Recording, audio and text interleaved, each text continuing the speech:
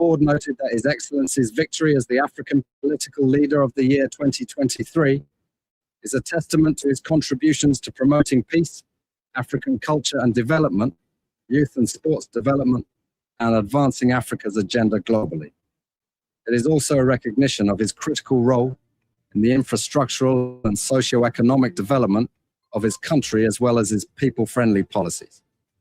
He has continued to advocate for peace and free and fair elections in the ECOWAS sub-region, and this was demonstrated by a show of statesmanship and iconic posturing by accepting electoral loss and congratulating the winner. While he arguably had options as a sitting president, he chose the path of honor, peace, and the defense of democracy. His emergence reaffirms our position that he has remained one of the continent's leading light, as he had continued to demonstrate great faith in the African project, promoting African dignity and helping to change the negative narratives about the continent. Before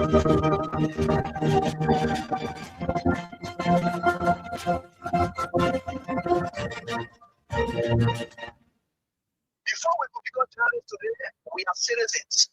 If there is no way that our country is safe, we cannot practice in our respective professions. When we are at war, pastors will not be respected to go to church to preach. When we are at war, medical doctors will not be able to go to hospitals except on coercion or sanitary condition. When we are at war, lawyers will not be able to go to court to practice. That's why when you see these things happening, whether you are a lawyer, whether you are working on profession, you got to step down and protect your country so that that country will provide an avenue for you to be the kind of person that you want to be. And that's where we are now. What happened yesterday was wrong, still wrong, and no matter what it is wrong. We are seeing things happening in this country, and people are now seeing it as being right because their side is there. And these are things that we got to be stand up to be a patriot. You have to stand first on the side of the law because the politicians will go away. The regime will pass away.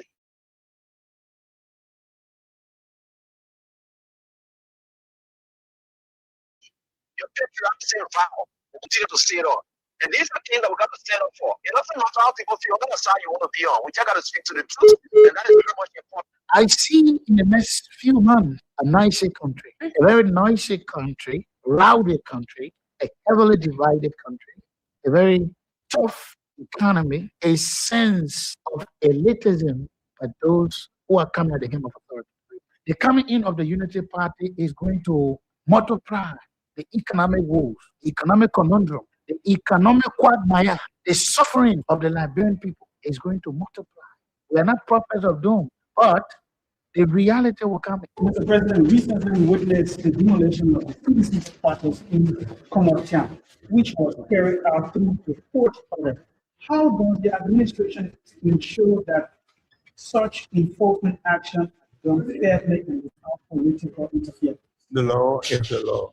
It's not the government. It's the government implementation of the law. The police were ordered to do it, and they did it. And that demolition is removal of the people from premises that don't belong to them according to the law. When will George Weah, who is tempted by Joseph Walker, who was drowning in his Egypt land, who was dead, very red hot, dirty, sting, you could find him passing around, practically dead and useless. When will such a man conduct make you wear vex that you will stop and work and then lose God's own mission to take you to the promised land? That was the test of time to be for George Weah. If George Weah had reacted, you are falling in the place of Moses. The Liberian National Police commend the Congress for Democratic Change for the discipline, calm, and statesmanship demonstrated during the recent eviction process. The respect for the rule of law, despite the deep sentimental value and history attached to the property, reflects a maturity that strengthens Liberia's democracy. This movement is not only a testament to CDC's leadership, but also a reminder to all political institutions and citizens that our democracy grows stronger when lawful decisions are honored peacefully. Today, you have a rebel police director who thinks that he has arrived, and the worst thing about all these people, they all benefited from the magnanimity of George Weah. ranging from people on the bench of the Supreme Court. They got letters from George Weah. If some of them choose to pay him back with evil, it's up to them. The very great record today. You worked in the previous administration when we are going, he also got another letter again. If he chooses to do what he's doing, it's up to him. But one thing I can tell you for sure is this is how we have always been molded. That's how God has already molded. We have put him into success. He suffer rejection, denigration, humiliation. That will be his life. How can you make somebody who has been down the line that shame? Everything has gone through shame. They have gone through disgrace. They have done everything they can. Whatever people talk about, laughing at them, they surmount everything and catapult themselves into becoming someone who is towering that the whole world can look at today. How more can you do? You think you're bringing that person down? You're just hurting yourself. In fact, what you are doing, you are destroying yourself. You know what it takes for you to proud in yourself of being bad? When people are looking for good image, you are happy in becoming a bad person.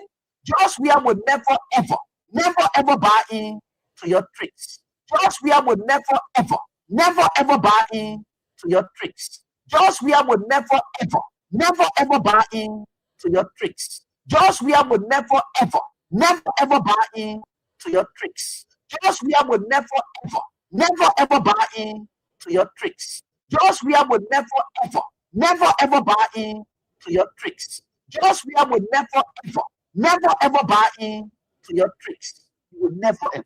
There's nothing this president cannot do to make sure that George Weah is out of the way so the United Party can continue to maintain the presidency. There's nothing this president cannot do to make sure that George Weah is out of the way so the United Party can continue to maintain the presidency.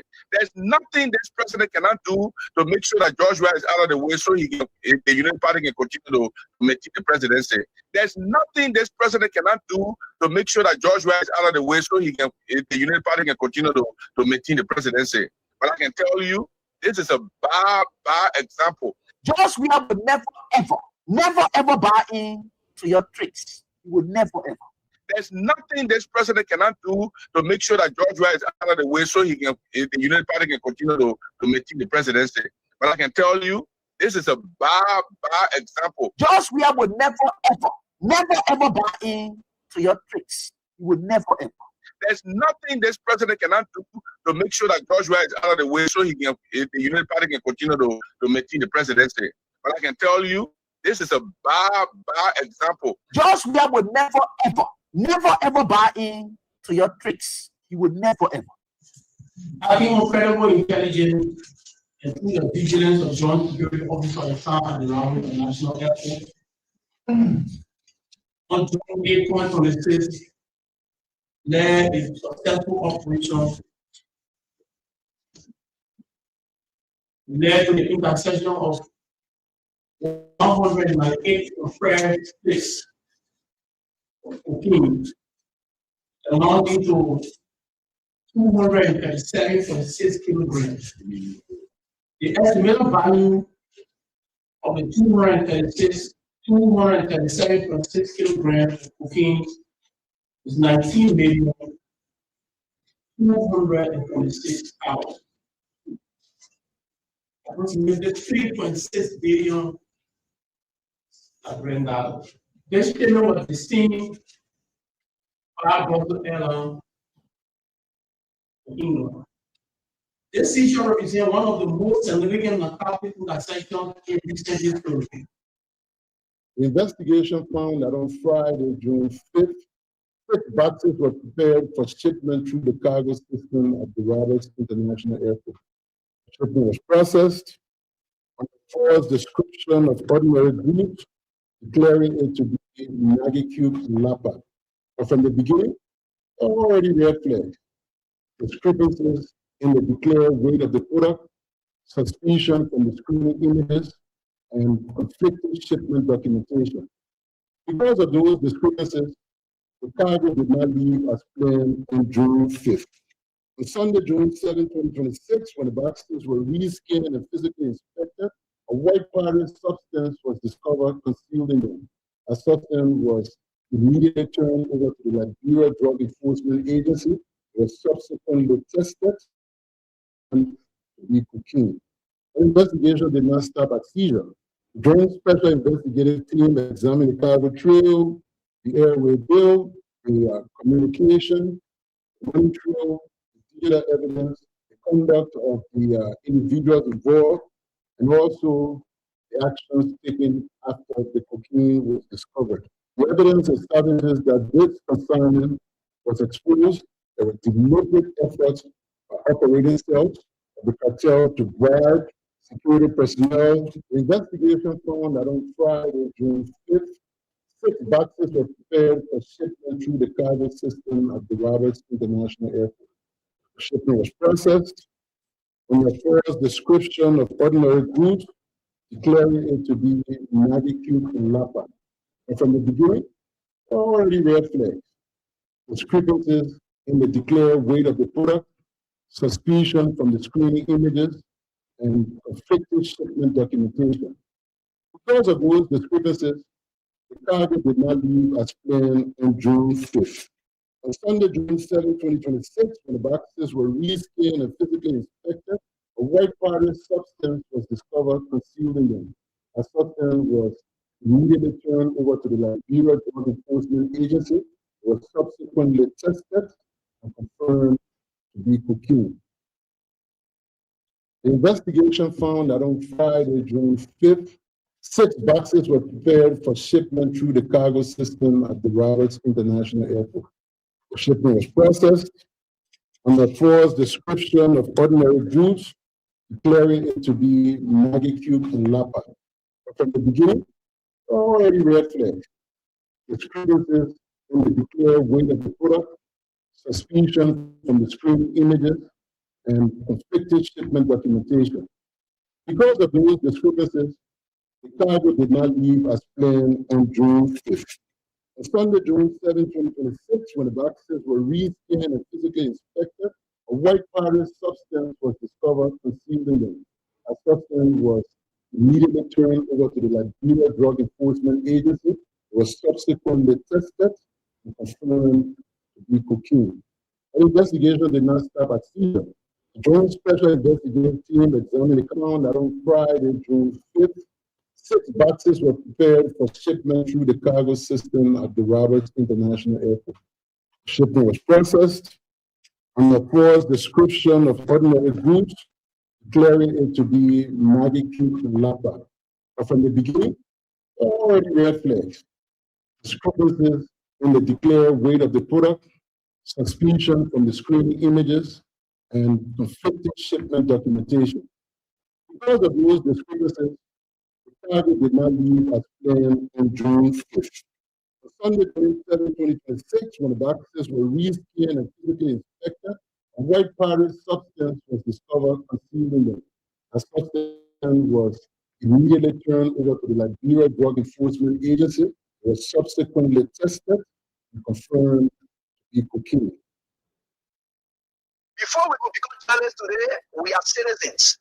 If there is no way that our country is safe, we cannot practice in our respective professions. When we are at war, pastors will not be respected to go to church to preach. When we are at war, medical doctors will not be able to go to hospitals except on a coercion or sanitary condition. When we are at war, lawyers will not be able to go to court to practice. That's why when you see these things happening, whether you are a lawyer, whether you are working on a profession, you got to step down and protect your country, so that that country will provide the avenue for you to be the kind of person that you want to be. And that's where we are now. What happened on yesterday was wrong. It's still wrong, and no matter what it is wrong. We are seeing things happening in this country, and people are now seeing it as being right. And these are things that we got to be stand up to be a patriot. You have to stand first on the side of the law, because the politicians will go away. The regime will pass away. Your country will stay. The law will stay. Your patriotism vow will continue to stay on. And these are things that we got to stand up for. It doesn't matter how people say, you're going to say you want to be on. We just got to speak to the truth. And that is very much important.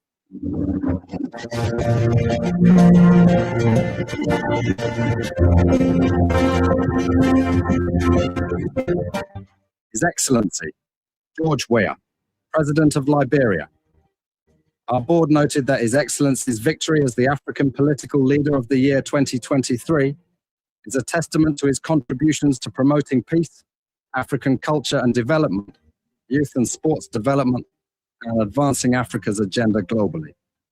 It is also a recognition of his critical role in the infrastructural and socio-economic development of his country, as well as his people-friendly policies. He has continued to advocate for peace and free and fair elections in the ECOWAS sub-region, and this was demonstrated by a show of statesmanship and iconic posturing by accepting electoral loss and congratulating the winner. While he arguably had options as a sitting president, he chose the path of honor, peace, and the defense of democracy.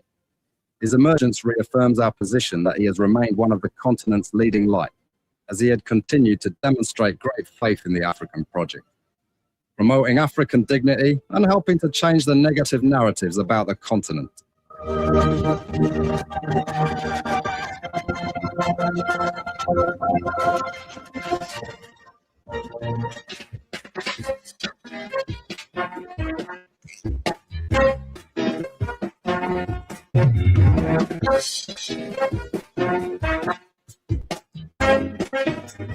Good afternoon, people. Thank you so very kindly that you join us. Real Talk Kings 88.5 on this 24th day of August 2026, the reign of Judah Christopher Nebuchadnezzar. Another day, another time, another opportunity, people. Yes, what a day. We are in it again. Thank you for coming on too. I'm Sam Andrews, as always. Sam Andrews.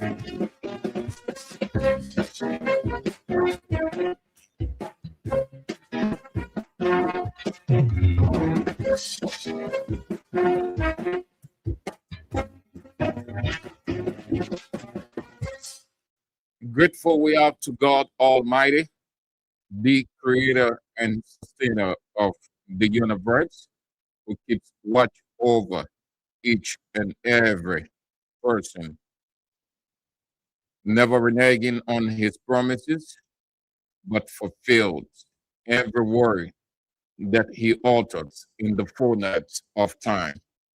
Good God, faithful God, he is the God we have hovering us. And thank you too for coming on. We appreciate you, always inspired by your presence. You are so massive, so extraordinary, so great. Grateful we are to you too. Let's bring on a few of you as quickly as we can, and then we are out for today.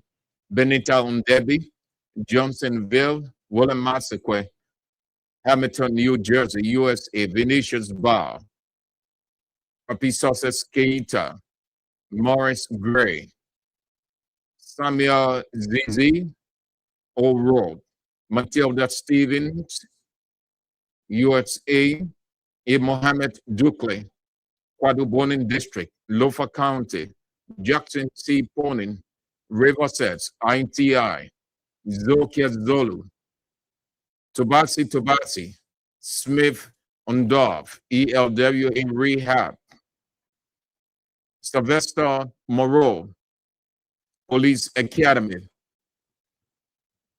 Daniel Tier, NTA Community, Saturday Woodaway, William E.D. Samukai, RIA Highway, Hyde Dozen, Johnsonville, Rising Sun TV, Dallas, Texas, USA, Louis Logan, River G County, Nevet Pivot, Morovia, Cornelius Alaska, USA. Beatrice Sherman, USA. Clady Allison, Delaware, USA. Pastor Ebenezer Carper Phillips II, Grand Jeda County. Sekou Donzo, Perry Slober, New Jersey, USA.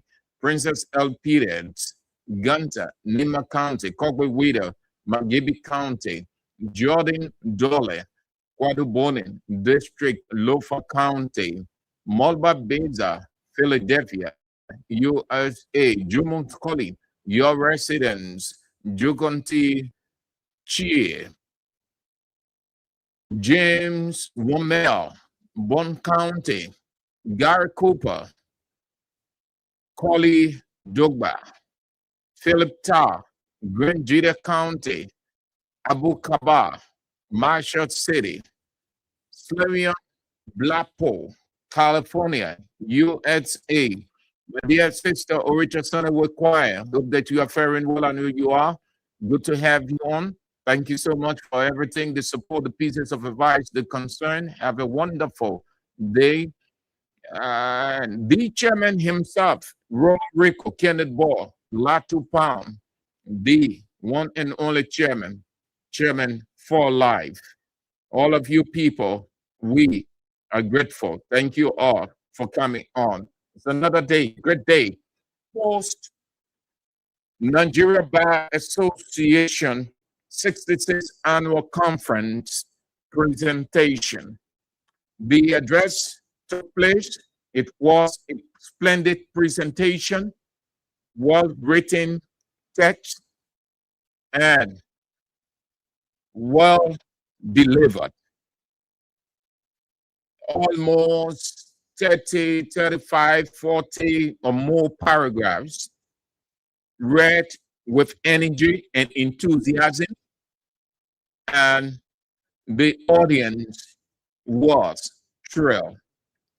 They knew that they had before them not only an educated, exposed leader, but someone himself who experienced everything democratic leadership exhibited and then conceded. No person was best suited standing before them for such a global address. I would consider it because it ran around the world, but His Excellency, Dr. George Manan Weah, former president, the Republic of Liberia. The address was delivered. The address was delivered. The address was delivered. Splendid delivery. Perfect delivery. Perfect delivery. The guys on the other side died their heads in shame. We so excited, so motivated. We had wanted to bring it live to you, but you know what we are going through. We don't have the final say. Honestly, we don't have. We were all on Sunday, and we couldn't do anything. If the people say this is the time we want to do our work because we got our families too, we got other things. This is the time we think we can take advantage of. And if you people can give us the opportunity or the time, then so that's it. And we have to concede because we want quality transmission. So we're coding, but we have it. It will be played repeatedly. No doubt about that. It will be played repeatedly. The address was the speech was well written, well rehearsed, and well delivered. Did you get that? The speech was well written, well rehearsed, and well delivered. Those are the three essential in any public address. Well written, well rehearsed, and well delivered. Of the three, this middle is key: rehearsal. It was a perfect delivery. No error whatsoever, Our men on the other side were looking for some kind of things, and they have stood so low again. People, hold on to that. We get that. They have stood so low again. When you have an evil intent, you always look for negative things about people. You look stupid in the eyes of the rest of the people. That is exactly the condition of our guys on the other side of the political divide. I will tell you what they have come up with: too petty, too tiny, too elementary, too mediocre. Let's get some developments unfolding out of Liberia. Ghana has seized about 225,000 and a further 440,000 in cash linked to suspected drug trafficking. The government says it is targeting not only drug dealers, but also the money and assets behind the trade. Authorities have also traced 73 assets and seized about 19 kilograms of gold in suspected money laundering cases linked to narcotics as part of a wider crackdown on the illegal drug trade. Between January 2025 and July 2026, security agencies seized more than 8,500 kilograms of illegal drugs and about 45.4 million tramadol tablets, leading to 217 arrests and 165 prosecutions. Courts in Zambia's capital, Lusaka, and elsewhere in the country are closed today. Today, Monday, which is the final day to challenge the presidential election results. Police have reportedly sealed off several courts, including the High Court and the building housing the Constitutional Court, with lawyers being told to leave. Opposition candidate Brian Mandubeli, who won 38% of the vote, says he plans to challenge the result, citing alleged irregularities. Mandubeli is currently in hiding following the arrest of several opposition figures in the killing of former minister Mentotwi Kafwaya during a security operation. The European Union election observers said the August 13th vote was largely peaceful, but raised concerns about restrictions on the opposition, media freedom, and problems during vote counting. President Hakainde Hichilema, meanwhile, won its second term with 60% of all ballots. His inauguration is scheduled for September 1. And nearly 1 in 4 paternity tests carried out by a private DNA testing company in Nigeria found that men tested for paternity were not biological fathers. Smart DNA Nigeria said 23.6% of its paternity tests in 2025 and 2026 returned negative results, slightly down from 24% the previous year and 26.1% in 2023. However, the Lagos-based company warned that the findings do not mean that 1 in 4 Nigerian children has a different biological father. It said that people who seek paternity tests are not a random sample of Nigeria's population. Most tests, 87%, were private. Peace of mind tests rather than tests required for court cases or immigration. Men initiated nearly 79% of inquiries, while almost half of the male clients were aged 41 or older. About 3/4 of the company's recorded cases came from Lagos, Nigeria's largest city and commercial hub, although the demand for DNA testing is also now growing in other parts of Nigeria. Those are some of the developments unfolding out of Nigeria, out of Liberia. Let's get to what we've got on our plate. The topical trending issue, the drug investigation covered up here and there, disorganization, misinformation, and a lot more. Hold on to that.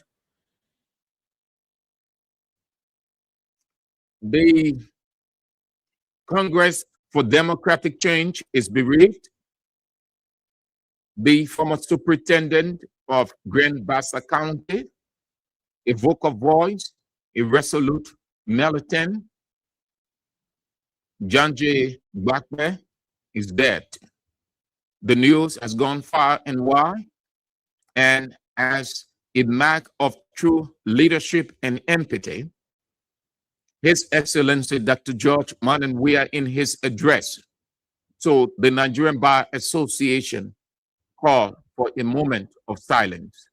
That couldn't have come any better at that time than that time from an empathizing leader.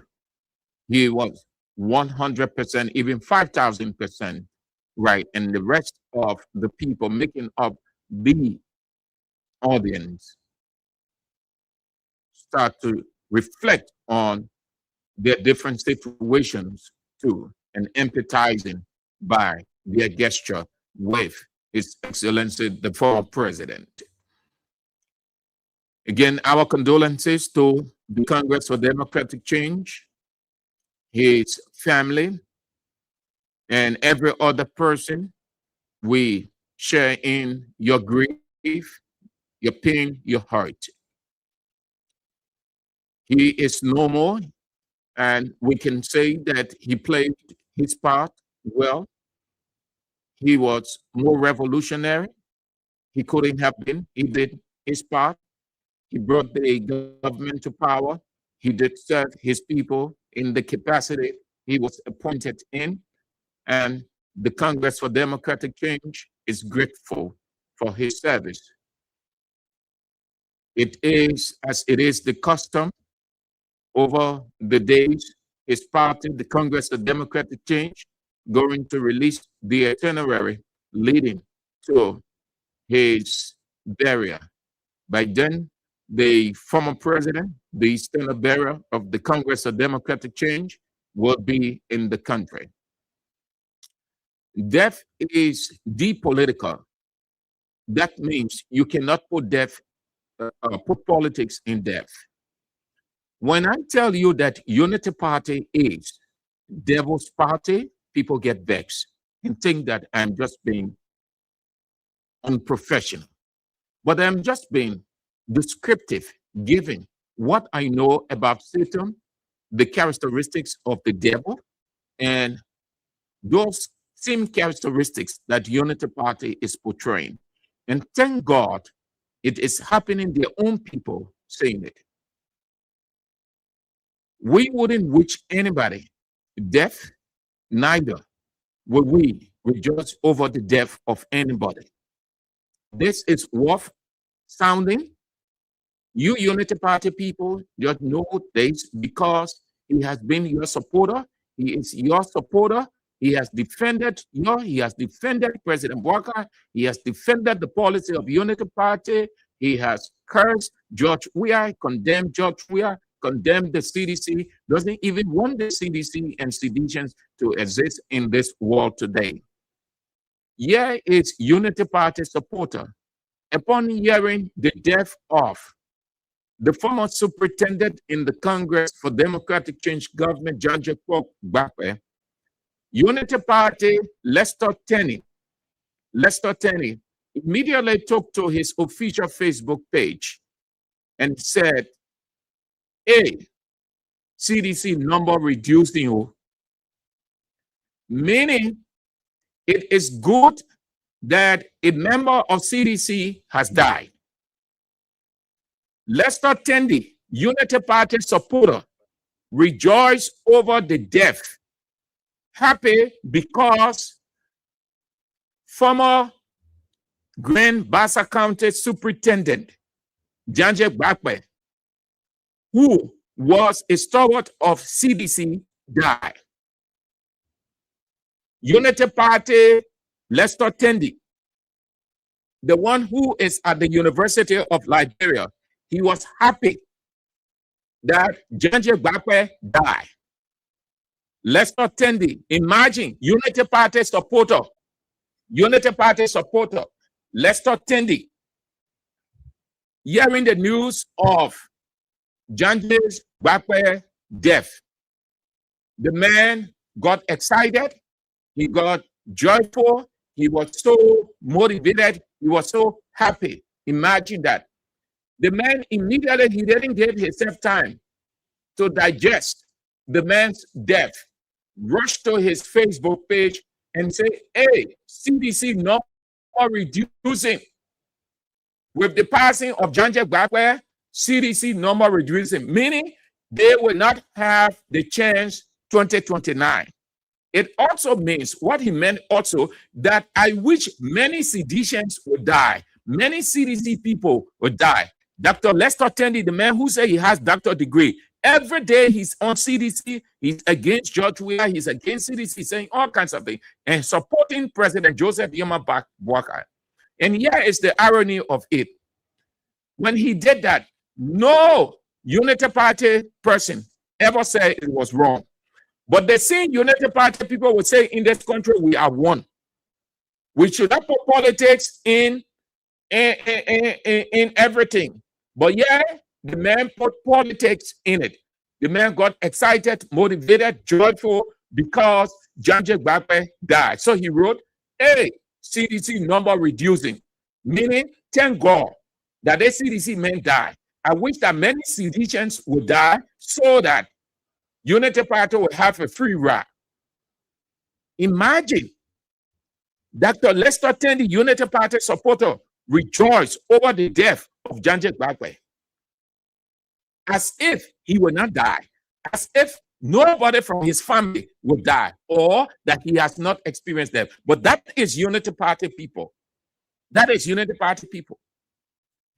No one from Unity Party ever had the guts to do a single line or to say a word that it is wrong. As much as we are on different sides of the political divide, we are human beings. We cannot rejoice over the death of another person. Hence, we would not have you doing that. You will now do an apology. No Unity Party official, as far as they consent to it already, that CDC is down, as if Unity Party people would not die or Unity Party people not dying. But that's, you see, where Unity Party has taken this country. So it means that anybody who died from Unity Party, people will be, CDC people will be happy. I'm not telling you, I'm not saying that they should be happy, but given what has come from Unity Party supporter, they too, they will see it as a means of paying back. If they're what's going to happen, it will degenerate into something else. It will even go up. When they hear that a big CDC person died, Unity Party people will be happy. When the news comes out of a big Unity Party man that died, CDC people will be happy. You think that's how it ought to be? No. But that's why, you see, when I say Unity Party, when I give that description, some people can understand Unity Party people. That Unity Party is a devil's party. Satan rejoices over the death of another person. That's why he's referred to as the killer. Killer rejoices over the death of a person. Imagine the man who said he is a university lecturer, the man teaching at the university. The man is, I think he's in the finance department. With that his resignation power, won't get time for it. In terms of news, his resignation is on the back burner. What he said, rejoicing over the death of another person, is great. How will he feel, even if you are against? Amen. There are people who say, they know propaganda. And you see, Unity Party, man, Unity Party will say, no propaganda. When I tell you in opposition, that's what the people were doing. We've been there, we need the country. We saw the regime. The people center everything on injury, on death, on illness, just everything. That's how they were operating and say they were controlling the narrative. See, a Unity Party knows propaganda. Today, none of those things happening is giving a hard time. So they stay vexed, they put in power, they vex. Something happened to another person, they are happy. The man who is teaching at the university, happy. He and his family happy over the death of John Jack Blackwell. And do you know that I think it brings a serious clash and it can live in people's hearts for years. People keep grudge. That is why God in heaven, who created all of us, the man guided us against sad and said, no. If your brother is sad, be sad. If your brother is rejoicing, rejoice. That's what he said. That we should not in any way rejoice over the death of another person. We should not take joy in it when a person dies. But rather, he said we should sympathize and empathize, even if we did not like the person. Why did God say that? Because death is for everybody. Everybody on the earth is a candidate for death. The difference is everybody can die at the same time, but everybody going to die. Everybody, every living being is a candidate for death.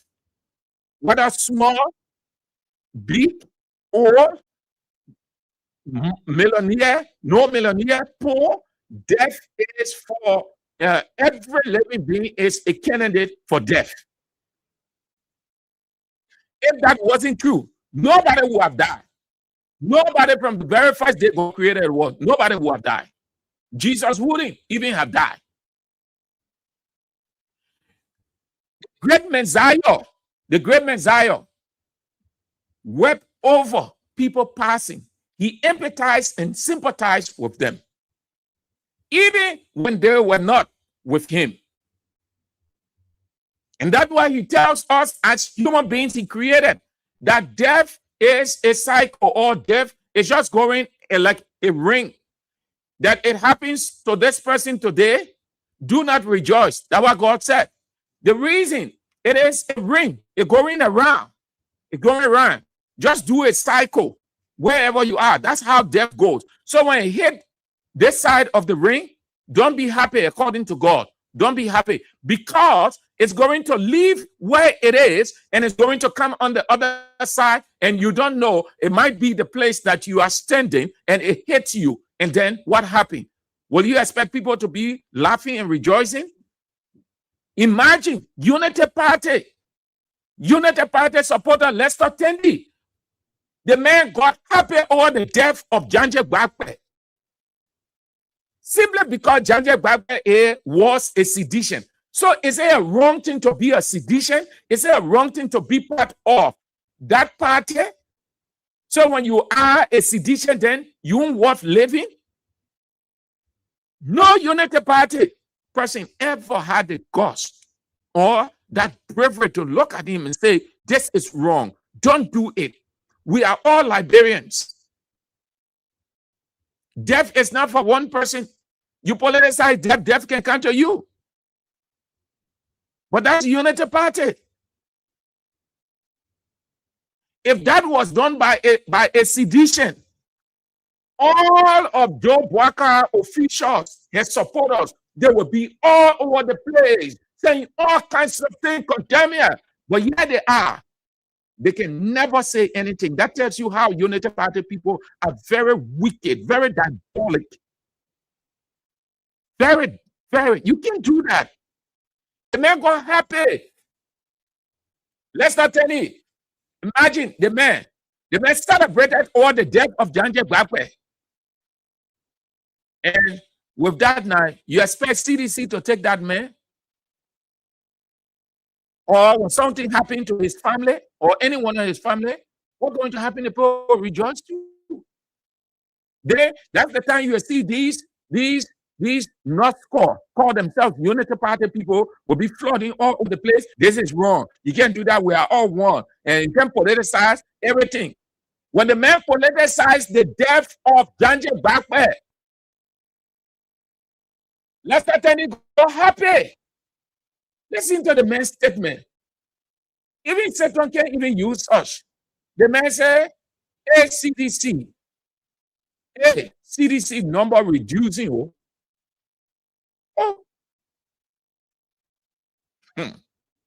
The man said, CDC number reducing. Janje Gbagbe died. So CDC number reduced. Meaning, I wish that another person could die. I wish that they could die. Plenty. Because His concern is he wants CDC number to reduce. So every person that dies from CDC, Lester Tandy is happy. Unity Party, Lester Tandy is happy. But seditions, you don't use anger transfer. You don't transfer anger. What that means is, it is not because he has stooped so low. So when something happens to a Unity Party person and you people rejoice, no. You're living with his conscience. He has family. He claims to be a Christian. He attends church. He claims to be highly educated than anybody in this country. You're leaving with his conscience. He has made a damning history for himself that can never leave him. It will affect him for the rest of his life on earth. So you're leaving. You're leaving, let him kill himself like Judas Iscariot's conscience was not clear. He killed himself, even though it's not a betrayal. Judas Iscariot was a betrayer, but conscience, your conscience, when you do something like that, your conscience can never serve you clear. You're in the midst of everybody. You're in the midst of seditions, of UPAs, of MPC, everybody. You're in the midst of Liberians. You can do that. What does Unity Party giving you so much? What are you getting so much from this Unity Party? You can be Unity Party than Boubacar himself. You can be Unity Party than any Unity Party person. You are not being in a struggle for Unity Party. It was just an opportunistic favor that came your way because you jumped to Unity Party and they accepted you. And Boubacar said, go sit down. Yeah, your own university people, they question your doctorate degree. So much so that things are gone, things are upside down, that you're forced to resign. All the BMO you're making against CDC, all day you on Facebook against George Weah. You see, when we tell you, you ain't believe it. George Weah would never ever react to anybody. You can curse George Weah, you can say all manner of things, that your own conscience, your own attitude will put you out. And you resign from the university, you on Facebook, the same Facebook using to curse George Weah, to say all manner of things. And at the same Facebook, he's there explaining all kinds of stuff. George Weah, poor man, you. He curse. The people he's cursing for, and he out of the university, the position rather, because the people brought all kinds of things on him. But that is not the issue. That is for another day. I am saying how devilish he is and how devilish Unity Party is, because they supported none of them. We've been waiting to see whether there'll be any reaction. Nobody has time. So he celebrated Dr. Lester Tandy. The man got happy over the death of Janji Gbagbe. He celebrated because Janji Gbagbe died. He said, hey, CDC number reducing you. With the passing of Janji Gbagbe, good. I wish that another person could die. Look at him, man. Yeah. Unity Party people. Amen. All right. That's it. So the cocaine case is still on, just so you know. Nothing has changed. It is like a soap opera, just like a show, a comedy. The protection is all over the place. They're protecting people. They stay shielding. And they have succeeded in silencing some people. They have succeeded in silencing some senators. Already the representatives weren't talking. They have succeeded in silencing some journalists through different means. They want to shift the whole thing from Unity Party to CDC. President Boubacar did a cover-up that opens the Pandora box even more. What President Boubacar did at the weekend, reaffirming his support for Gregory Comer gives anybody, any rational person, an understanding of a cover-up. And look at that video carefully. Look at that recording, please. If you have it, I want you to look at it. When Unity Party President Joseph Boakai was speaking, and he came to that area and started to talk about Greg, the first word that came from his mouth, when he started to talk about the drug, then he came, once he said, Greg, you see that, you look at the video, Greg Comer countenance change, just like, oh, this man coming to say something terrible about me. When he said, I support Greg and his team, and followed by the other, then he took that deep breath of relief. He started to smile. He was standing on, listen. You know why President Boakai said that?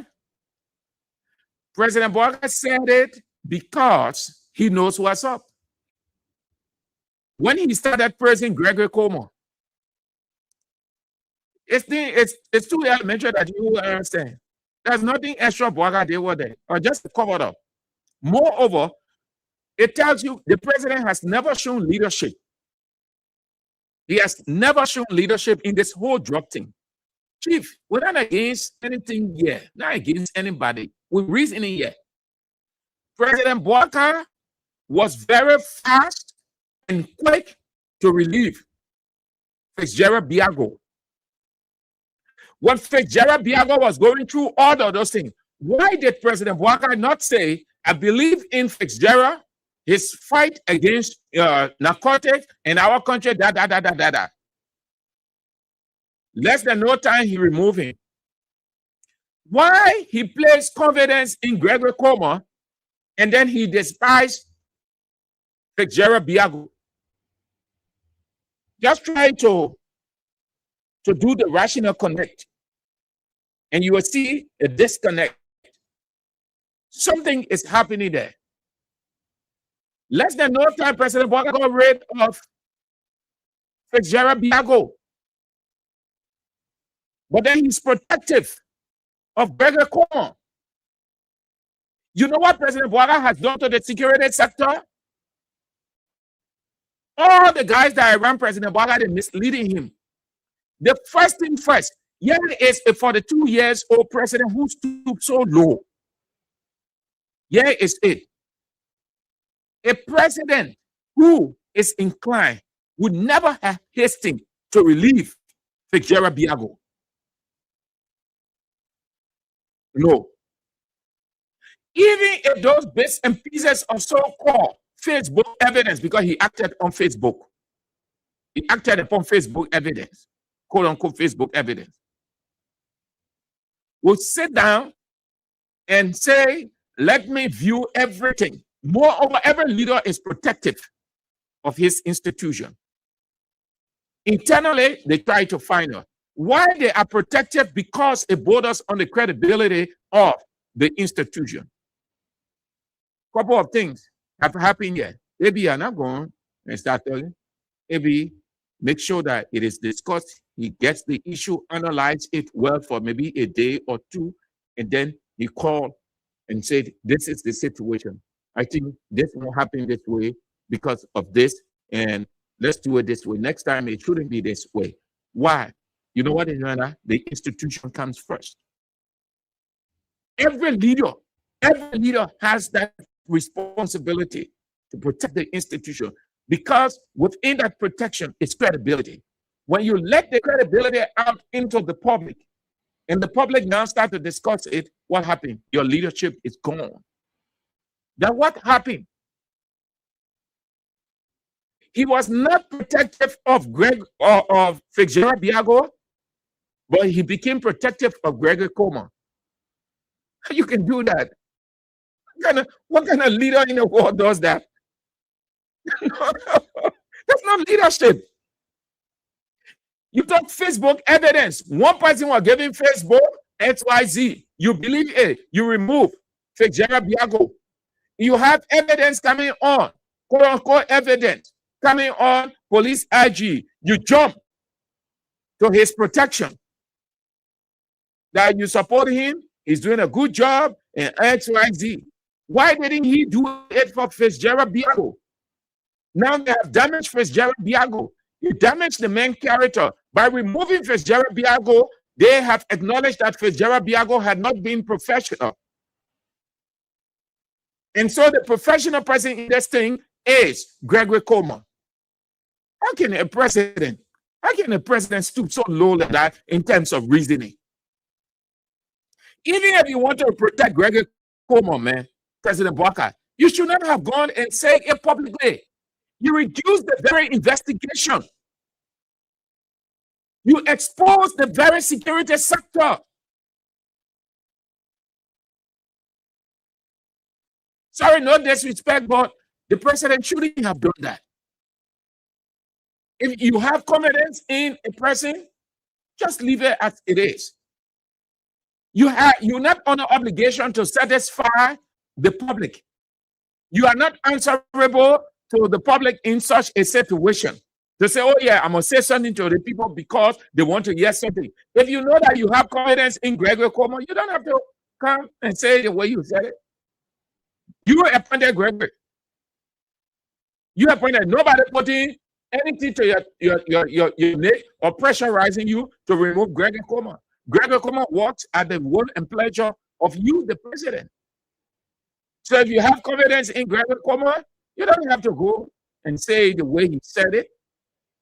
So why he didn't say it for Fitzgerald Biago? He messed everything up. So Gregory Coleman is seen as the big boy, yeah, the chief. No wonder why Gregory Coleman boasted before Bouaka said that thing. He said the president has confidence in him. The president called him Greg.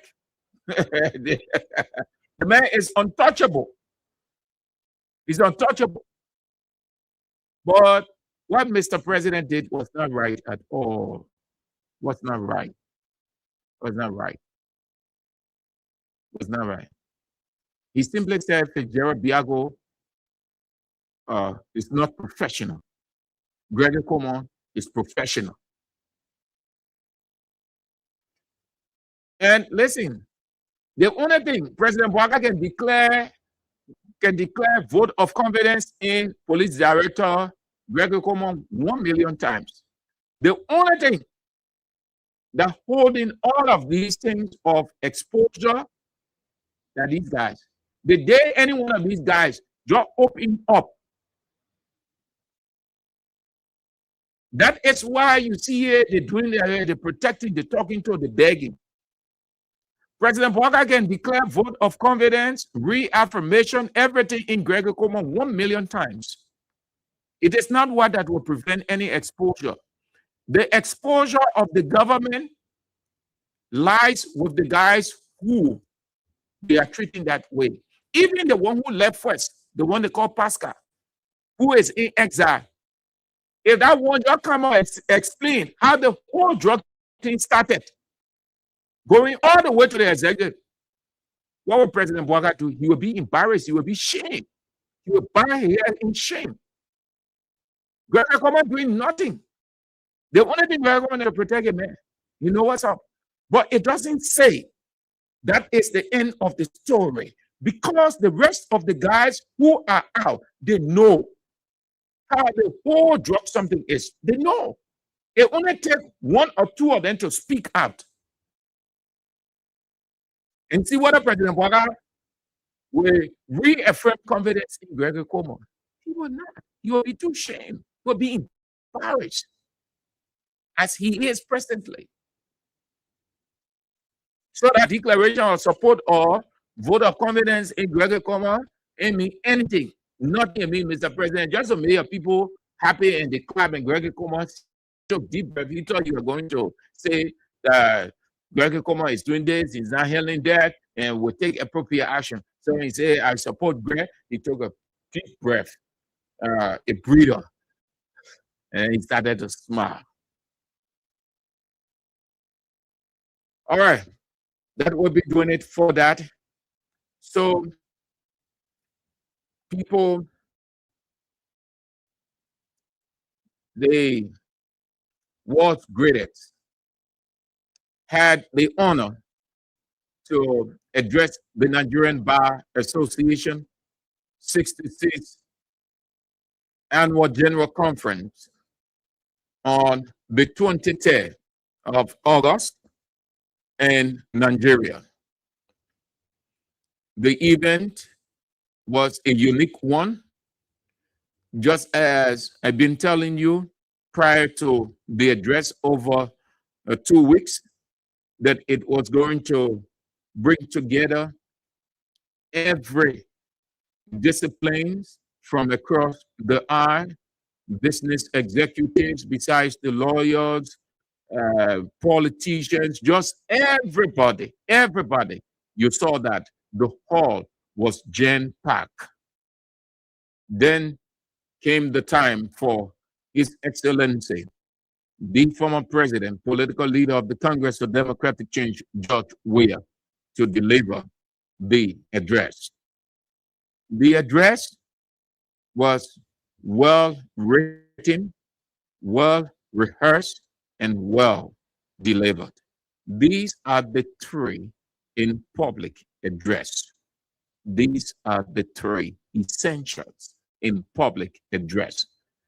The script, if the person is not going extemporaneous, that means if the person is not reading from script, the person is just going to talk. It's different. Even as that, the person must rehearse, must organize his thought well, rehearse his thought well for presentation. If the person is going to read from a prepared script, that script or speech has to be well written, well rehearsed, and well delivered. Anything short of the two, there'll be a problem. And of the three, the second is the most significant rehearsal. You saw the three. The speech was well written. It spoke directly to the event, the purpose, the reason for which he was told. He did not waver. He stuck to the theme. The audience was fixated on him, and it was well delivered. We are thankful to His Excellency, the former president. After the address, let me inject this because I'm about to do something. After the address, you know, the part of people interesting. Politics is interesting, very interesting. Yeah. They were looking for something. They were hoping. They wanted to pick up something so that they would run with it. They were looking for mistake. There was no mistake. They were looking for pauses. There were no pauses. That means where you stop for pretty close to a minute and then trying to identify a line. Nothing like that. It was a free flow. The words were pronounced. The confidence was there already. The man is international. Many audience that area. So it's not crowd phobia, you know, but he's crowd freak. Crowd phobia, meaning when you see plenty of people, you're delivering a speech, you know, listen to the people, their voice will be cracking. The paper, if they are holding the paper, the paper shaking, their gesture, the way you will not see them moving freely. The border, like you see some people, they will twist this way, they will turn this way, they will say something. Sometimes it will crack you. You will not see any museum. You'll know. That's what they call crowd phobia.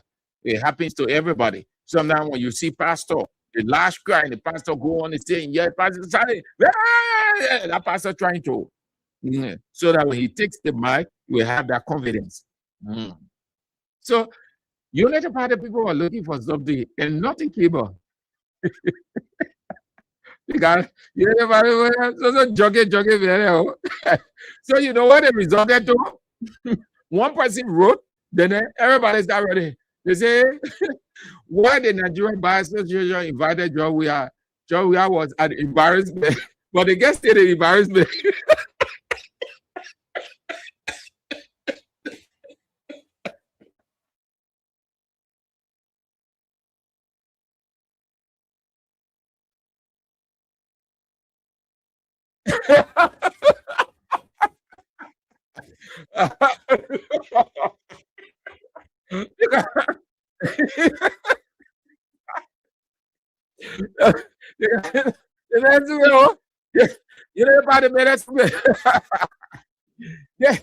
Because they did not have anything to say, nothing to write down, no error in the speech, no error in the presentation. Everything was just perfect, 100%, even 5,000% correct. What we rehearse, what we labor. So they start looking for something because nothing there. Then they say, why the Nigeria Bar Association invited George Weah? It was an embarrassment. But they can't say the embarrassment. Nothing. What I can deliver like that? What I can deliver? Oh God.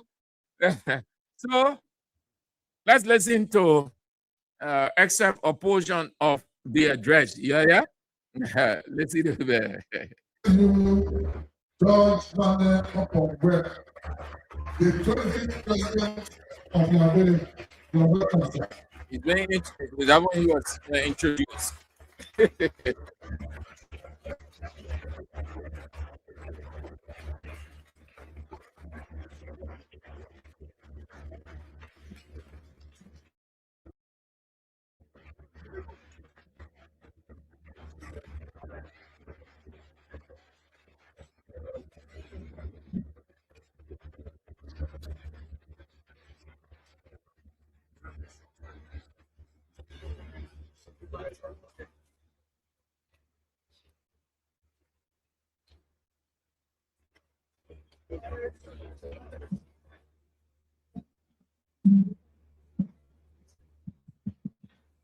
Thank you, the listeners.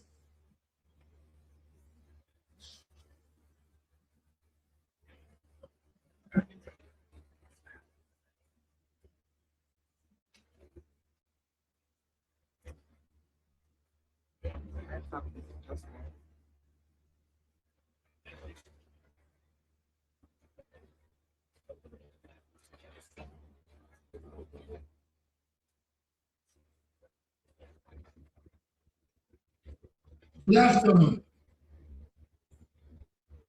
Let me begin to extend warm greetings and best wishes to His Excellency Bola Ahmed Tinubu, President of the Federal Republic of Nigeria. Thank him for the warm reception I have received since my arrival here in Nigeria. Our gracious host, His Excellency Sir Siminalayi Ubara, Governor of Rivers State. Honorable Chief Latif Asakun Family Fabemi, Minister of Justice and Attorney General of Nigeria, Excellencies, Justices, and members of the judicial branch honorable members of the Nigerian Parliament, other officials of the Nigerian government, the President and members of the Nigerian Bar Association, distinguished guests, ladies and gentlemen.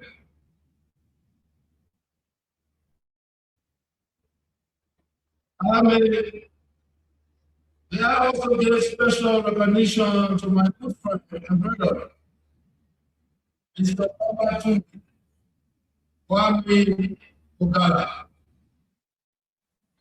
who traveled to Liberia to encourage me to accept the honor of addressing the Historic Assembly. I'm glad to be here today, attending the 66th Annual General Conference of the Nigerian Bar Association here in Port Harcourt. With a membership of over 150,000, the Nigerian Bar Association is the biggest, longest oldest, and one of the most respected professional bodies on our continent.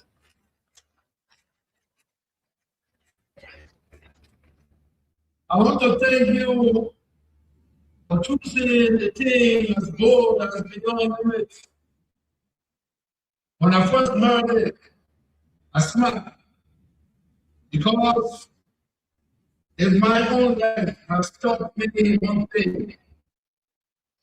It is that limits are very up the wall. Upon where the 25th president of Liberia, you're welcome, sir.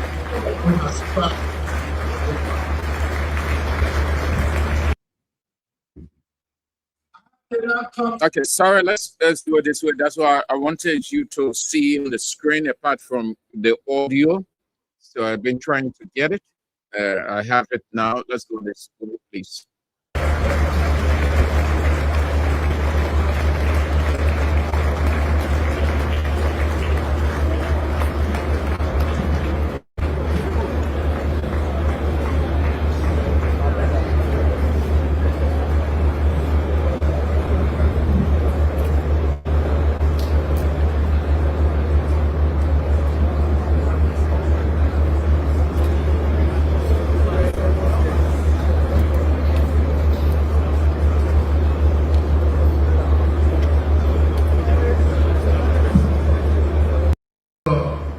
Republic of Nigeria.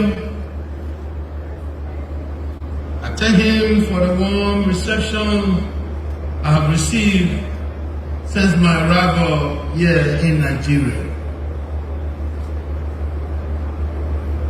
Our gracious host, His Excellency Sir Siminalayi Fubara, Governor of Rivers State, Honorable Chief Lateef Asakunkanmi Fagbemi, Minister of Justice and Attorney General of Nigeria, Excellencies, Justices, and members of the Judicial Branch, honorable members of the Nigerian Parliament, other officials of the Nigerian government, the President and members of the Nigerian Bar Association, distinguished guests, ladies and gentlemen.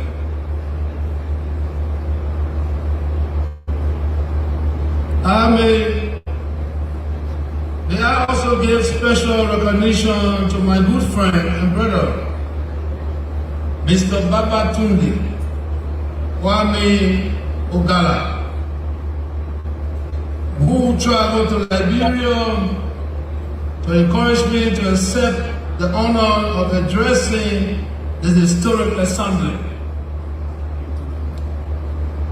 I'm glad to be here today, attending the 66th Annual General Conference of the Nigerian Bar Association here in Port Harcourt. With a membership of over 150,000. The Nigeria Bar Association is the biggest, longest, oldest, and one of the most respected professional bodies on our continent.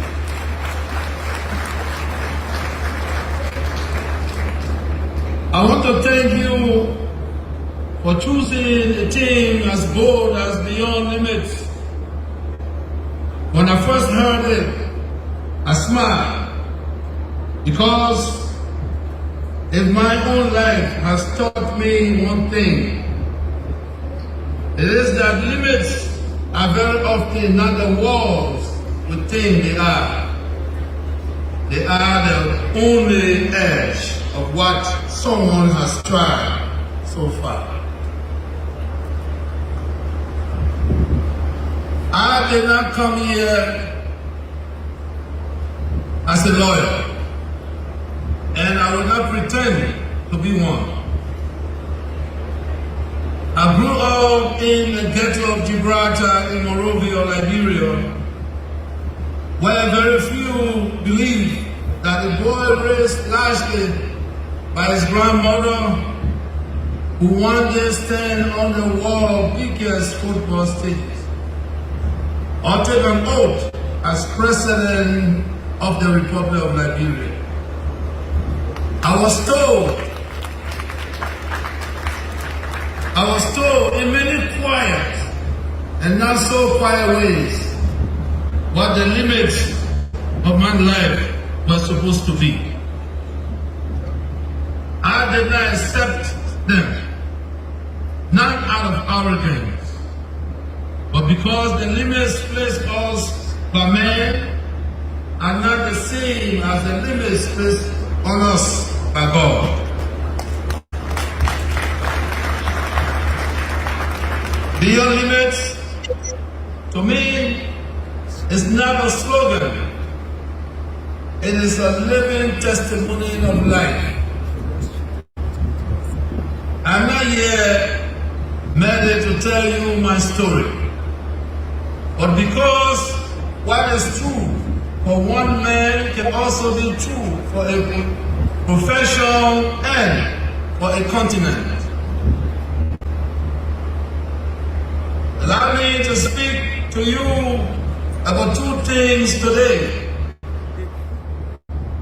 First,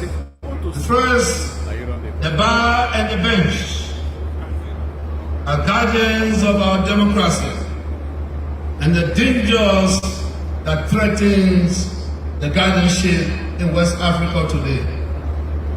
And second, what it means for our people and our continent to truly go beyond limits, not in slogan, but in substance. Let me start with a simple truth. I came to understand not as a student of law, but as a man who has sat in the highest office of a nation. Democracy does not survive on strength of elections alone. Elections are now the doorway into democracy, not the house itself. What holds us up, what keeps the roof from collapsing on the people live inside it, are institutions, and among the most important of these, in every serious nation, is an independent judiciary, protected by a fearless principle bar.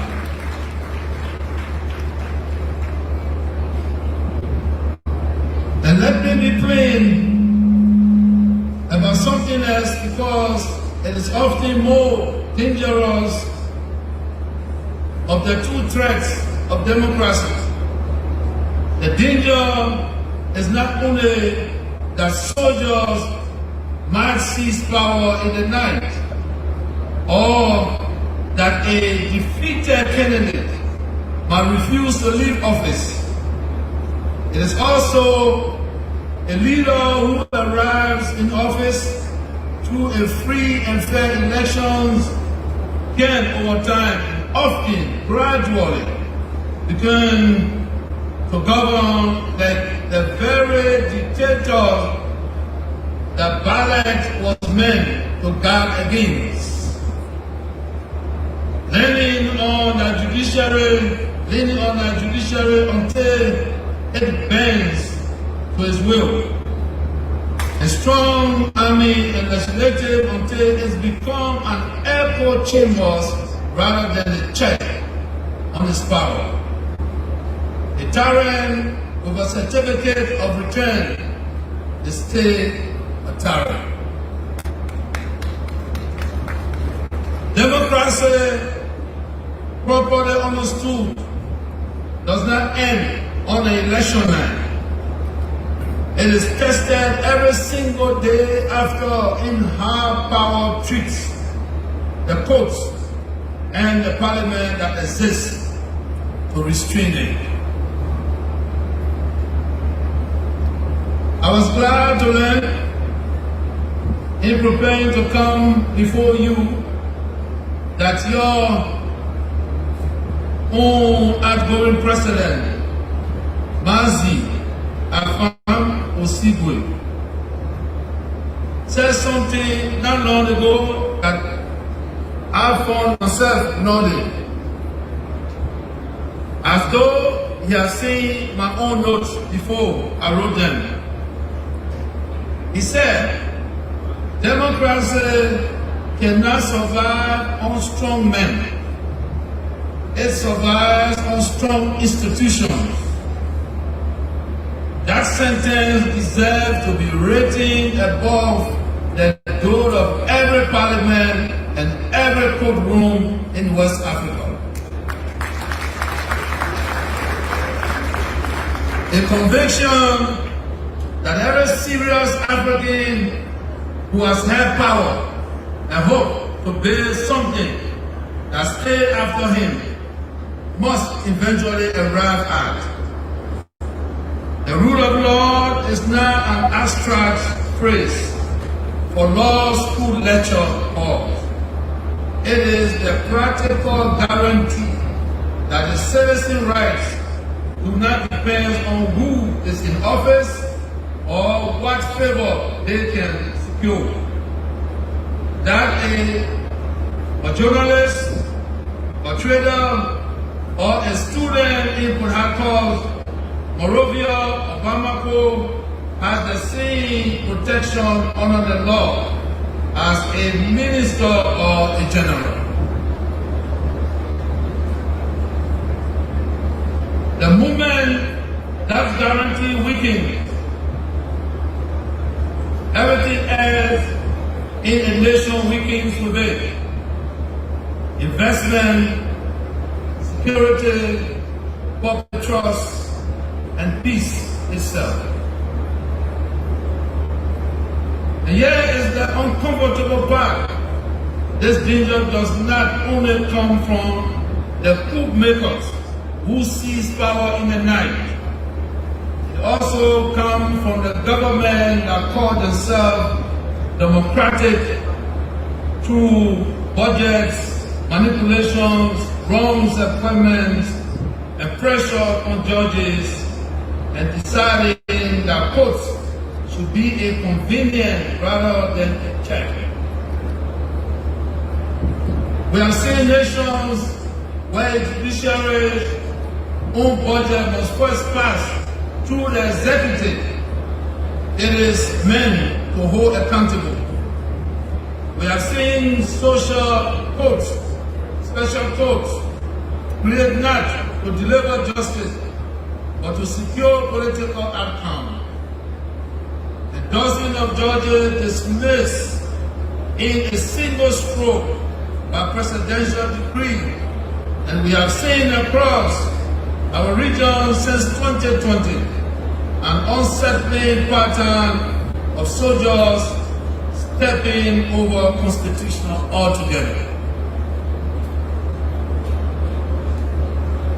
I raise this example because this bar to which you belong and have gathered here in your thousands cannot afford to assume that Nigeria or Liberia or any of us is somehow immune. A court decision must mean what is said without any political permission. It is what protects a nation from sliding gradually and progressively into the very condition we condemn when soldiers do it with guns. That tradition is not decoration. It is duty because protecting the independence of the court and the rights of the ordinary Nigerian citizen is protecting democracy itself here in Nigeria and across our region. Distinguished ladies and gentlemen, let me turn to the second thing I wish to leave with you. Beyond Limit is not only about defending what we have. It is about reaching for what we have not yet built. I've never believed that Africa's limits are a matter of talent. I have stood beside the finest footballers our continent has produced and sat at negotiating tables with head of states from every corner of the earth.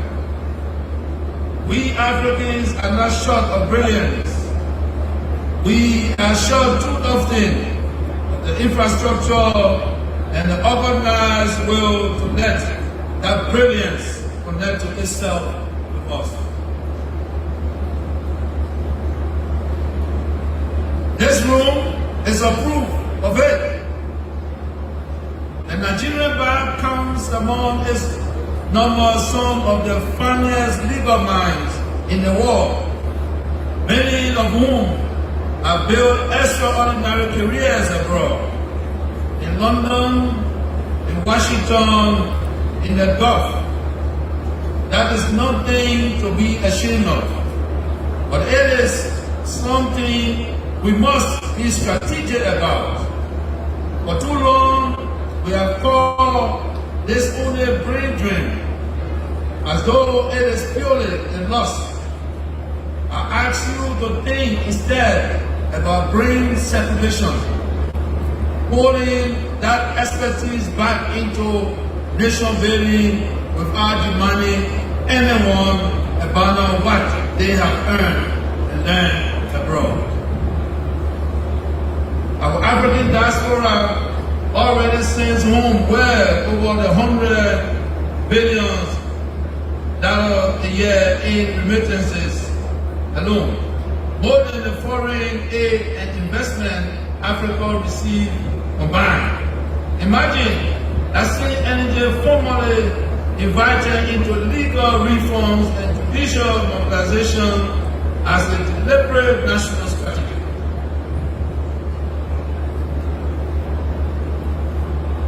Because the fight against poor governance and economic deprivation is not one we can afford to enter with half our talents unaccounted for.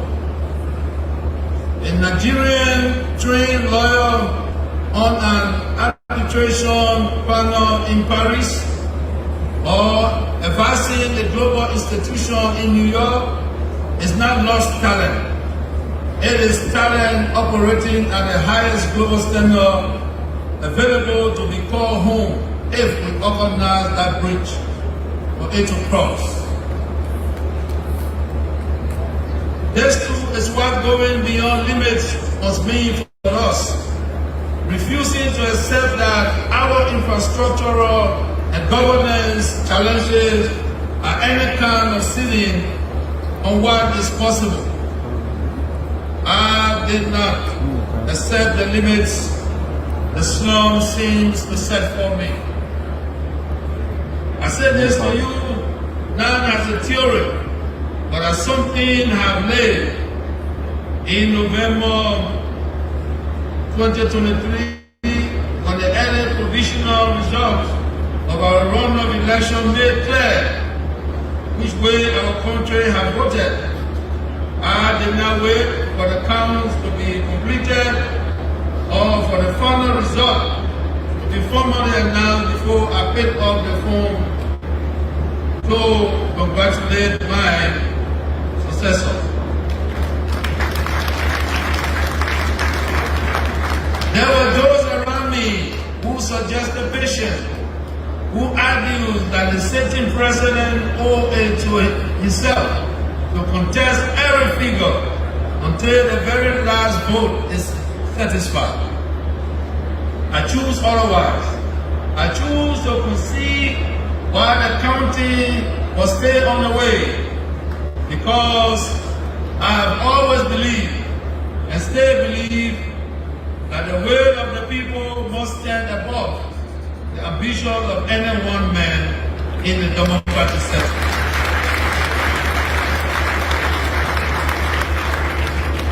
Once election do not follow democratic precepts, it is very dangerous for the peace and security of any country.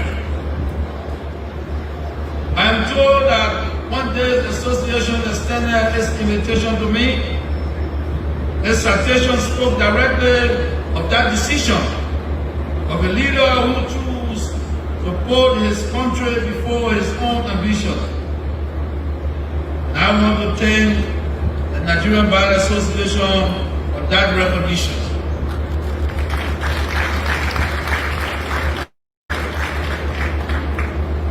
It means a great deal to me, not because I need reminding of what I did, but because it tells me that this bar understands precisely what is at stake, but we insist that no office I ever had is worth more than the peace and the will of the people who confer it.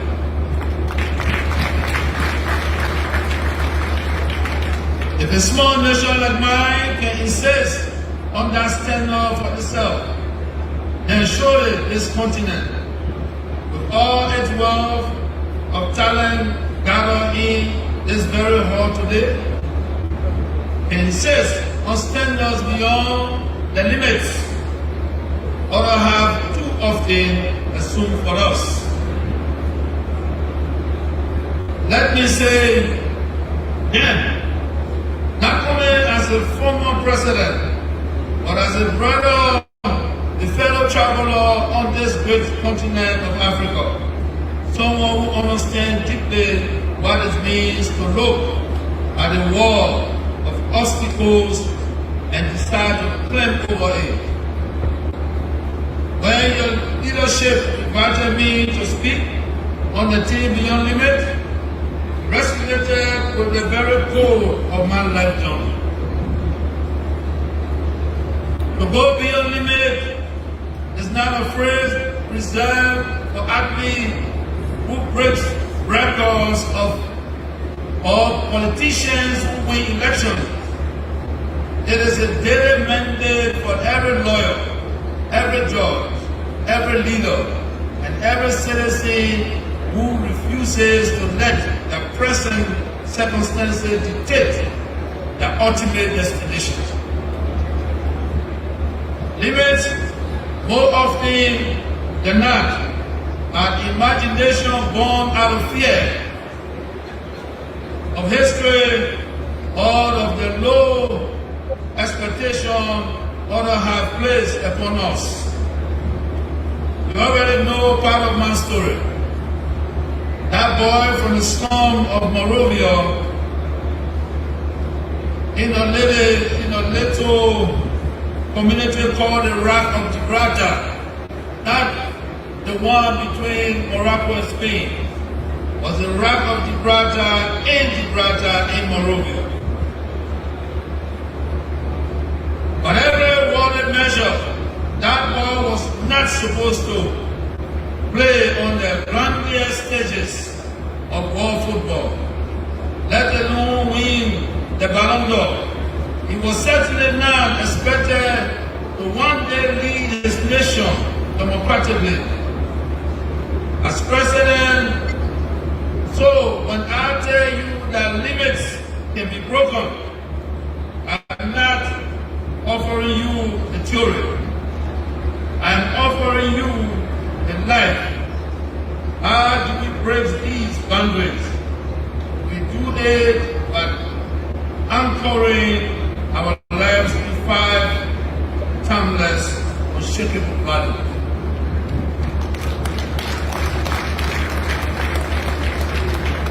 The first is discipline. Discipline is the bridge between goals and accomplishment. In football, talent without discipline gets you benched or cut from the team entirely. In the law, brilliance without discipline leads to compromised justice. Discipline is the quiet commitment to doing what is right, what is necessary, and what is ethical, even when no one is watching.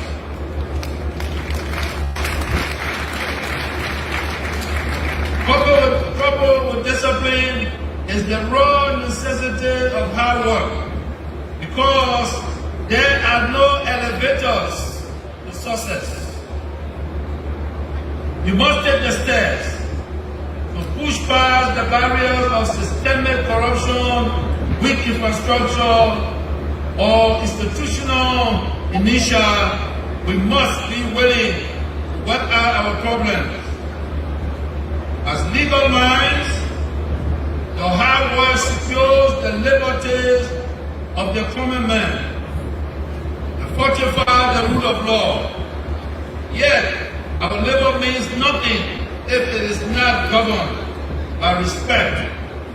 Respect for the dignity of every human being, for the sanctity of our institutions, and for the constitutions that bind us.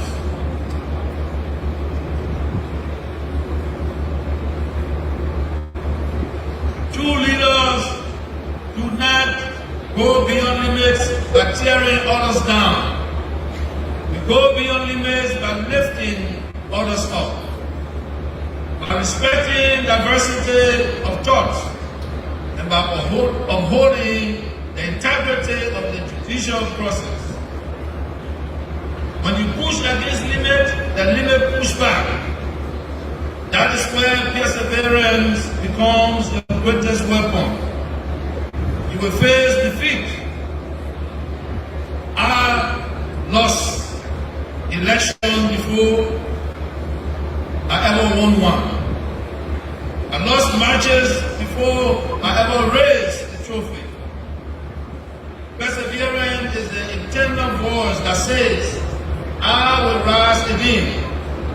With the legal profession in Nigeria and across Africa, persevering means standing firm for justice, even when the political and social winds blow fiercely against it. Most importantly, we cannot transcend human limits without being spiritually strong. We must acknowledge the power greater than ourselves. Spiritual strength gave us moral clarity. When our choices are blurred, they give our conscience to our intellect and soul, to our ambitions, and it reminds us that every position of leadership we hold is a temporary stewardship granted by the Almighty to serve His people. My distinguished friends, Nigeria holds the key to the promise of our whole continent. When the Nigerian Bar Association decides to go beyond limits, the legal architecture of Africa itself grows stronger. Let us commit today to breaking that chain of mediocrity, applying discipline to our crafts, hard work to our duty, respect to our peers, perseverance to our trials, and faith to our foundational values. Distinguished ladies and gentlemen, let us all stand for the true justice, for the rule of law that builds greater unity, that makes a nation more attractive to investment, and that creates a stable environment in place of internal conflict. True justice is blind. It does not know politics. It does not see family or friendship. It knows only the truth. It interprets the law the same way, whether or not anyone is watching. Let us all interpret the law fairly and apply it more effectively. Let justice prevail and be done to all men and women, rather than spending our energy on division. The true measure of a lawyer is not how many cases you have won, how many titles you have hold, or how much you earn. It is this: when the country needs courage, do you have the courage to stand? When justice needs a voice, will you give it one? And when the law itself is threatened, will you go beyond every limit to defend it? The law must never be an instrument of chaos. It must never become a weapon of war. It must remain what it was always meant to be: an instrument of remedy, of peace, of unity, and of accountability, and an instrument of humanity, for transparency and for truth. My dear members of the Nigerian Bar Association, I invite you to think of yourselves as referee who interpret the law fairly and cleanly as a lawyer. You must be able to protect the law whether the voice before you is rich, poor, or powerful. As the law provides, you must be able to stand in defense of those who cannot defend themselves. You must ensure that due process is honored. Let us respect the law and let us interpret it faithfully. I say to you, as the Lady Justice herself carried a scarf of substance and of justice, and let nothing take them but the truth. My brothers and sisters, Nigerians depend on you. West Africa depends on you. Africa depends on you. The world depends on you. Democracy depends on you. And free and fair elections depend on you.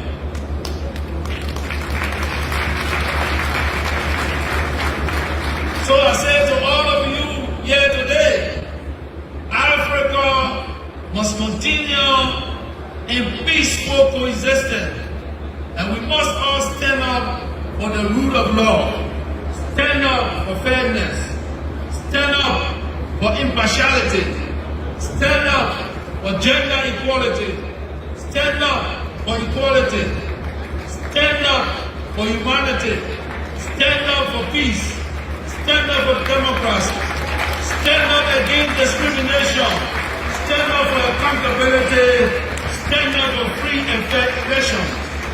I say to you all, Nigeria Bar Association, bravo!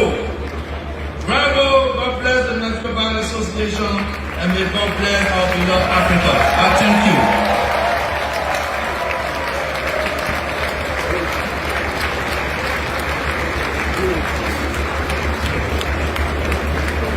Very much,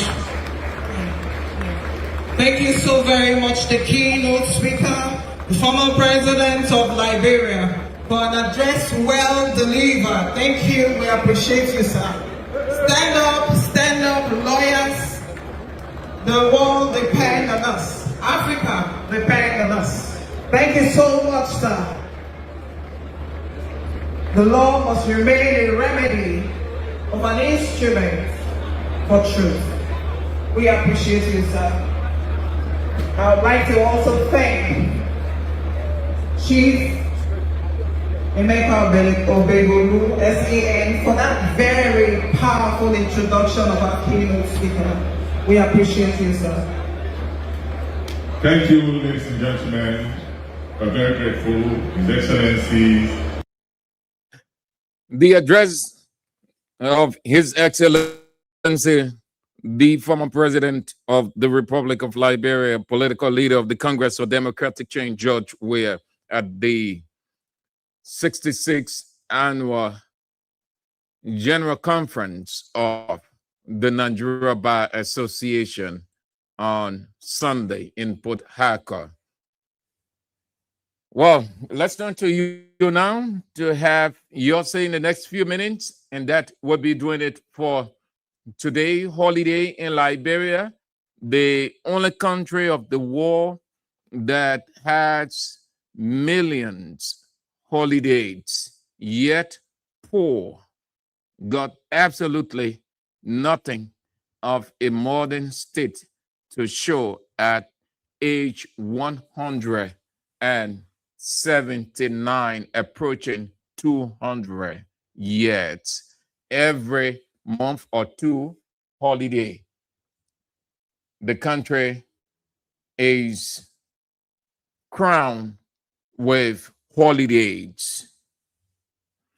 0772 23 99 33 0886 30 44 97.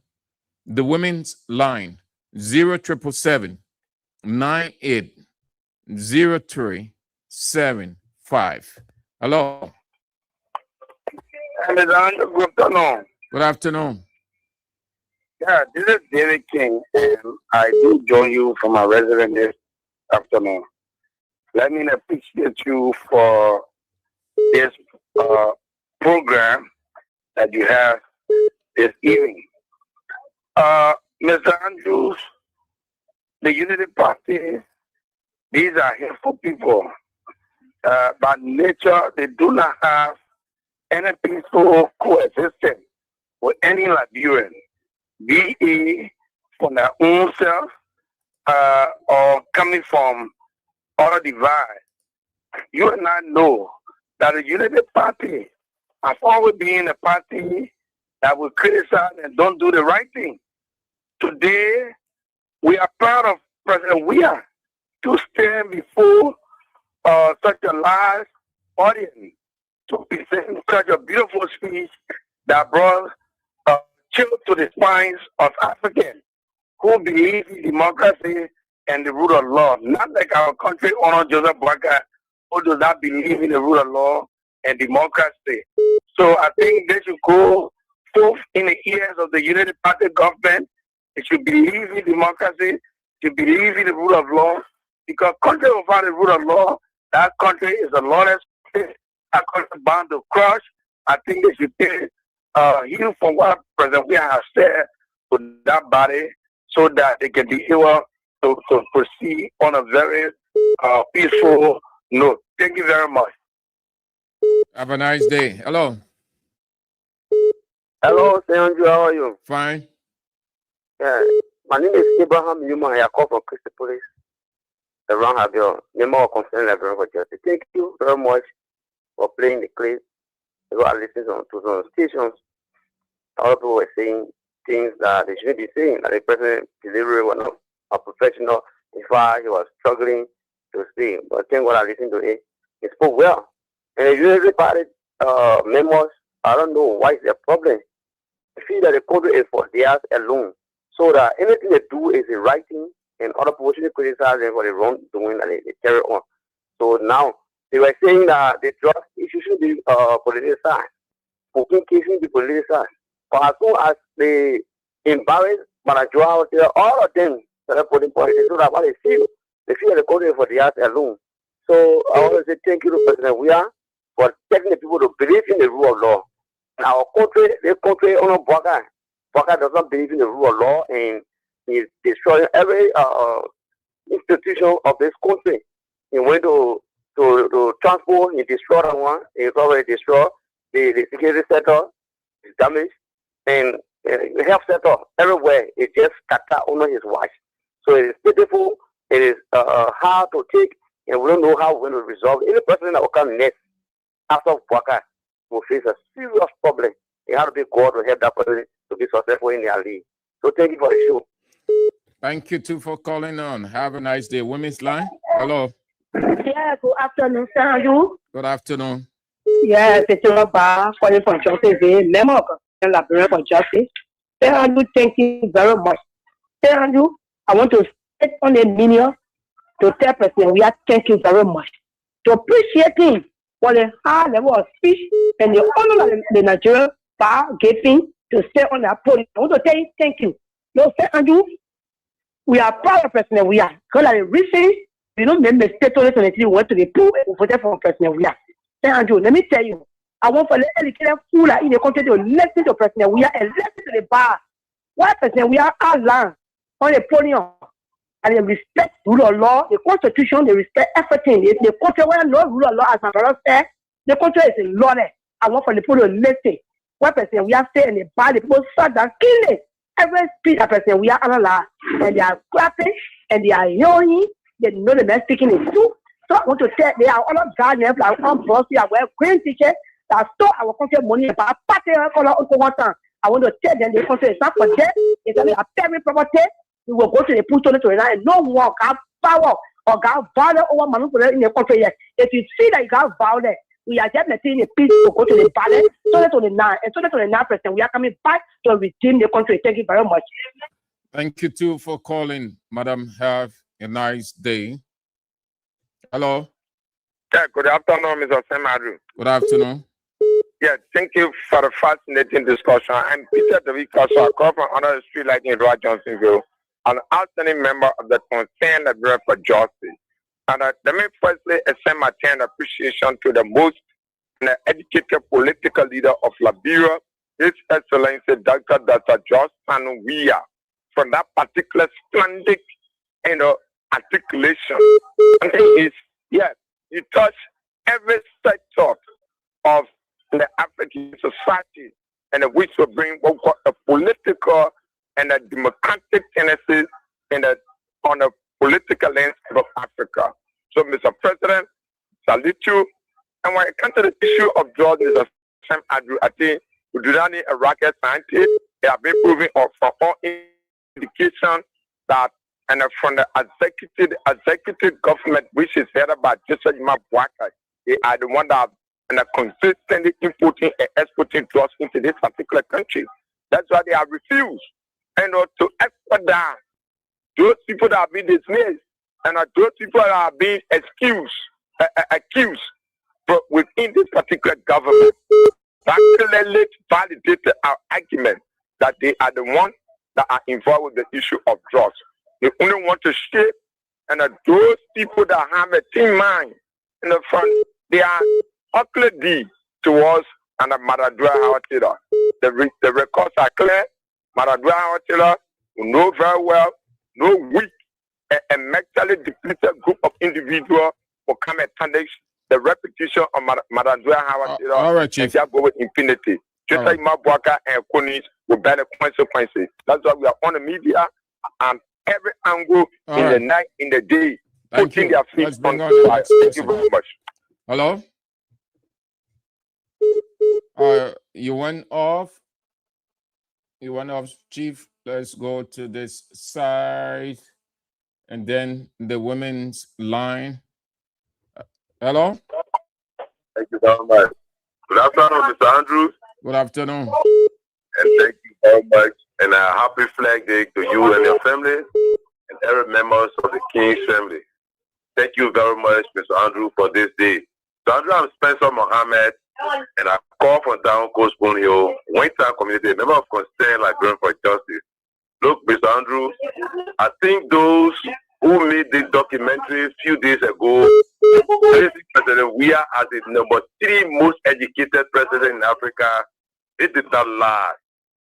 It did not lie. They were real 100% in grading President Weah as the number 3 most educated president in Africa. Henceforth, let me use your medium to congratulate President Weah for his splendid deliberation and for his able representation to Liberia, outside of Liberia internationally. This is why we did not see over the last 6 years, but we saw somebody who claimed to be an educated man protesting profusely around here, participating in every Keystone Garden protestation. That is why we did not see. That was the leadership that was lacking over the last 6 years that dragged our country into an untold suffering and chaos over the last 6 years. We want to say, President Weah, thank you.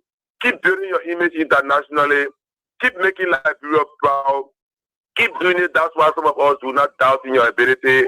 That's why we will remain consistent in supporting you, because we believe you are an asset to Liberia who can change the paradigm of our political sector. Thank you very much. And the issue of this issue of drugs, look, Mr. Andrews, we do not need a rocket scientist to tell who is involved in the drugs in Liberia. In as much as President Boakai can use the standard for Martin K. Colley and Stack Diago and stay calm. The same Martin Colley came out with evidence against Gregory Kuma and the president. The president came in defense of Gregory Kuma. This clearly indicates that the president is in the know of the drugs and they are only using Joe Howard tactics. Joe Howard Taylor as the sacrificial lamb to divert our attention. But we want to tell President Boakai that your diversionary tactic will not work.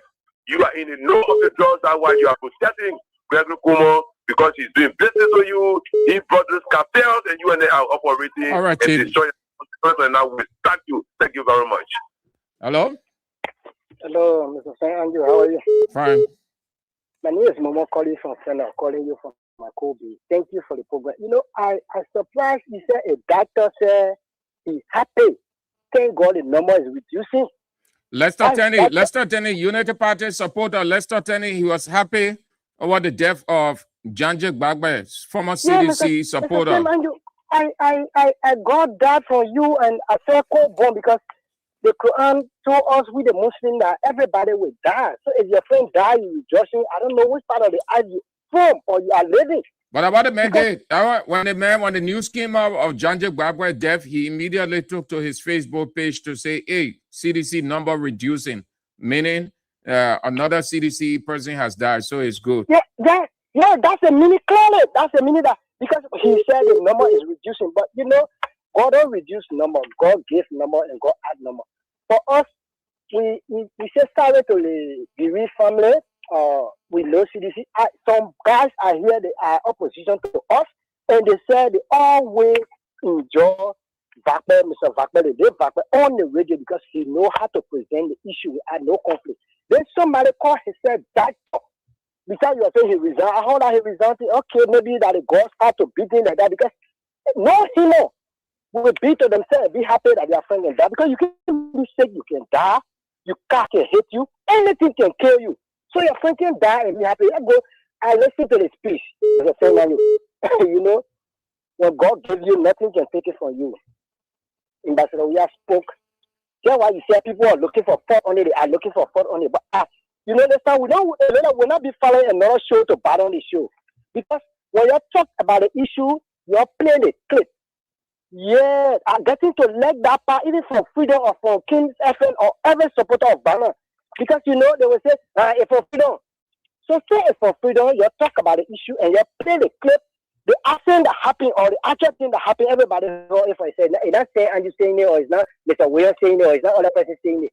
So thank you for the program and we want to say sorry to the family and we are waiting for the arriving of Ambassador George Manuel for Tapper. We are thank you for the program, we are listening, we are back on the radio. Thank you for Makubi. All right, have a nice Monday holiday in Liberia. Say Flag Day. Hello? How you doing, sir? Fine. This is Emmanuel Smith of the Unity Party. Phoning to District 6 this evening. But what prompted you to identify yourself? Usually you don't identify yourselves. You come in disguise. I've on no occasion call and give my identity. Anybody who knows me to be a member of the Unity Party. But Sam, how you doing, my good friend? Happy Flag Day. Yeah, doing fine. Thank you. Wish you the same. So your Unity Party supporter Lester Tendi was happy over the death of CDC stalwart John Jack Bakwe. Yeah. So Sam, firstly, my condolences to the CDC for the loss of one of their supporters. You know, I for one know John Jack very well. I can remember doing Ellen's administration to former president. We had administration. I've been knowing him. We even met at CEO on several occasions. I have an interaction with him. You know, I'm not the kind of guy who will embrace death for people. You know, it's something that will happen to everybody, no matter whether you like it or not. So, I mean, my condolences to them, to the CDC. You know, Sam, listening to you, and you try to link Lester Tenny's post he made on Facebook to that of the Unity Party. That which I disagree with you. Why it is true that Lester Tenny left the CDC and is supporting the Unity Party, he is not a member of the Unity Party. That's the first thing I want you to get. And then you can recall seditions. The man is a supporter of Unity Party. Don't try to sway that.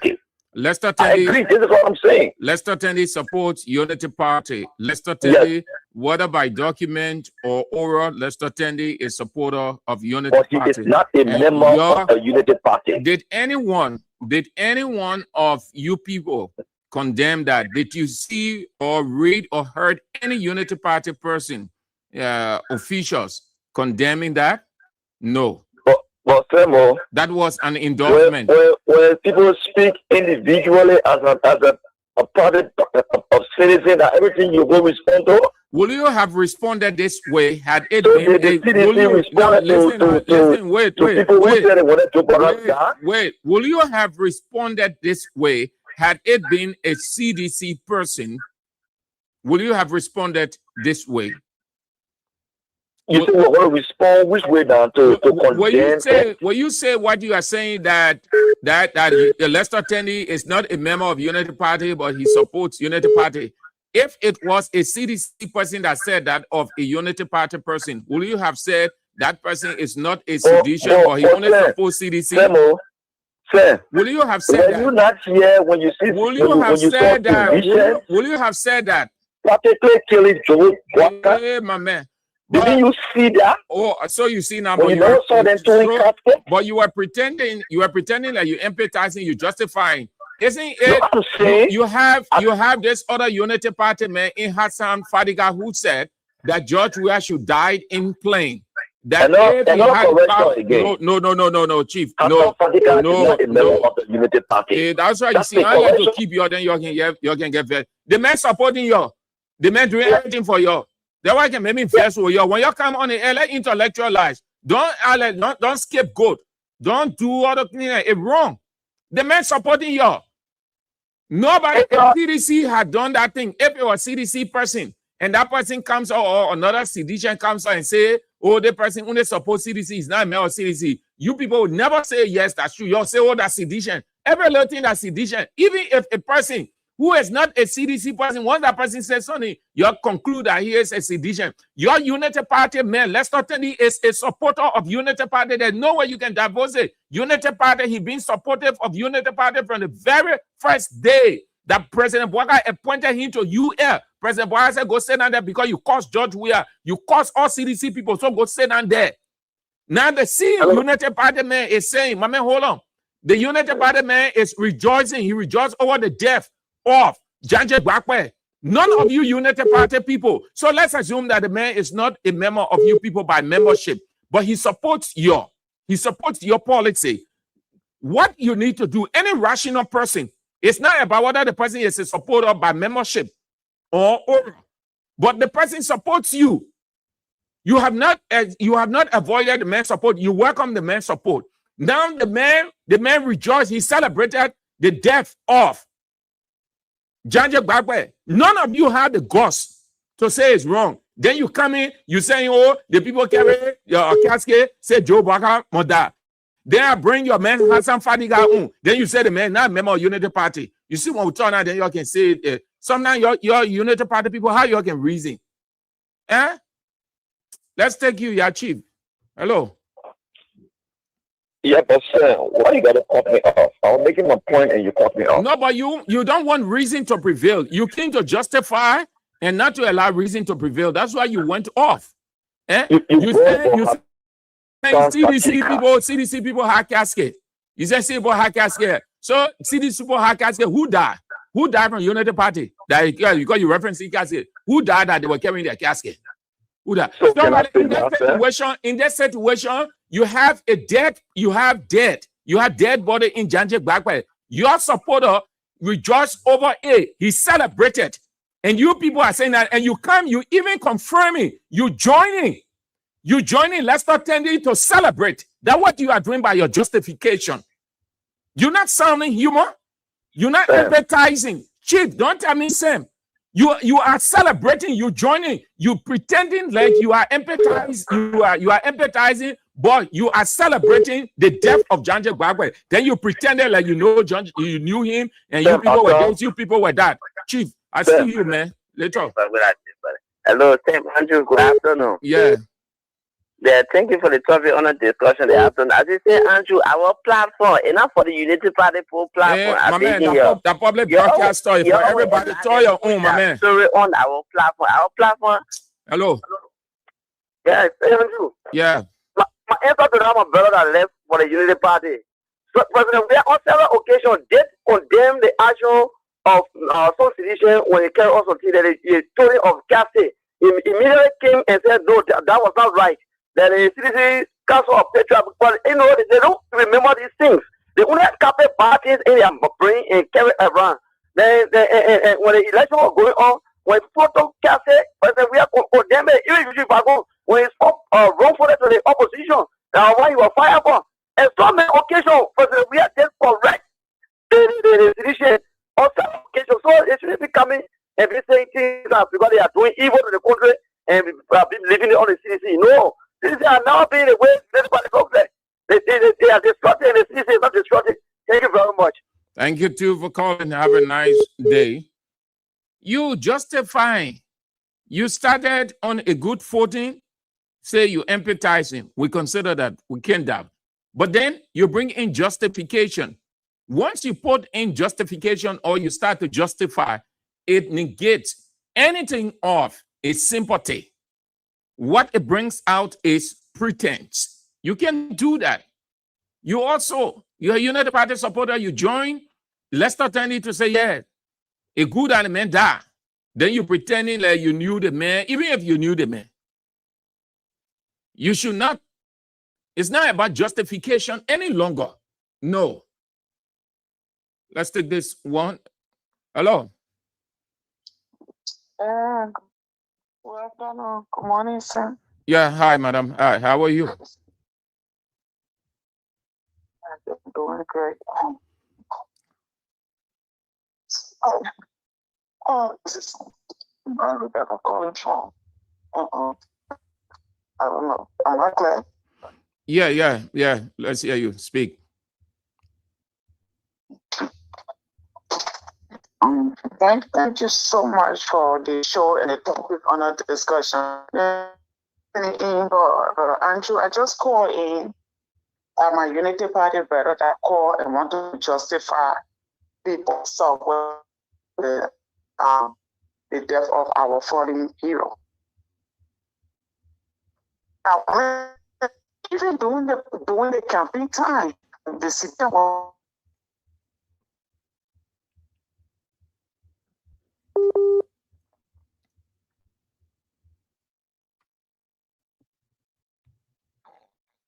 It's not.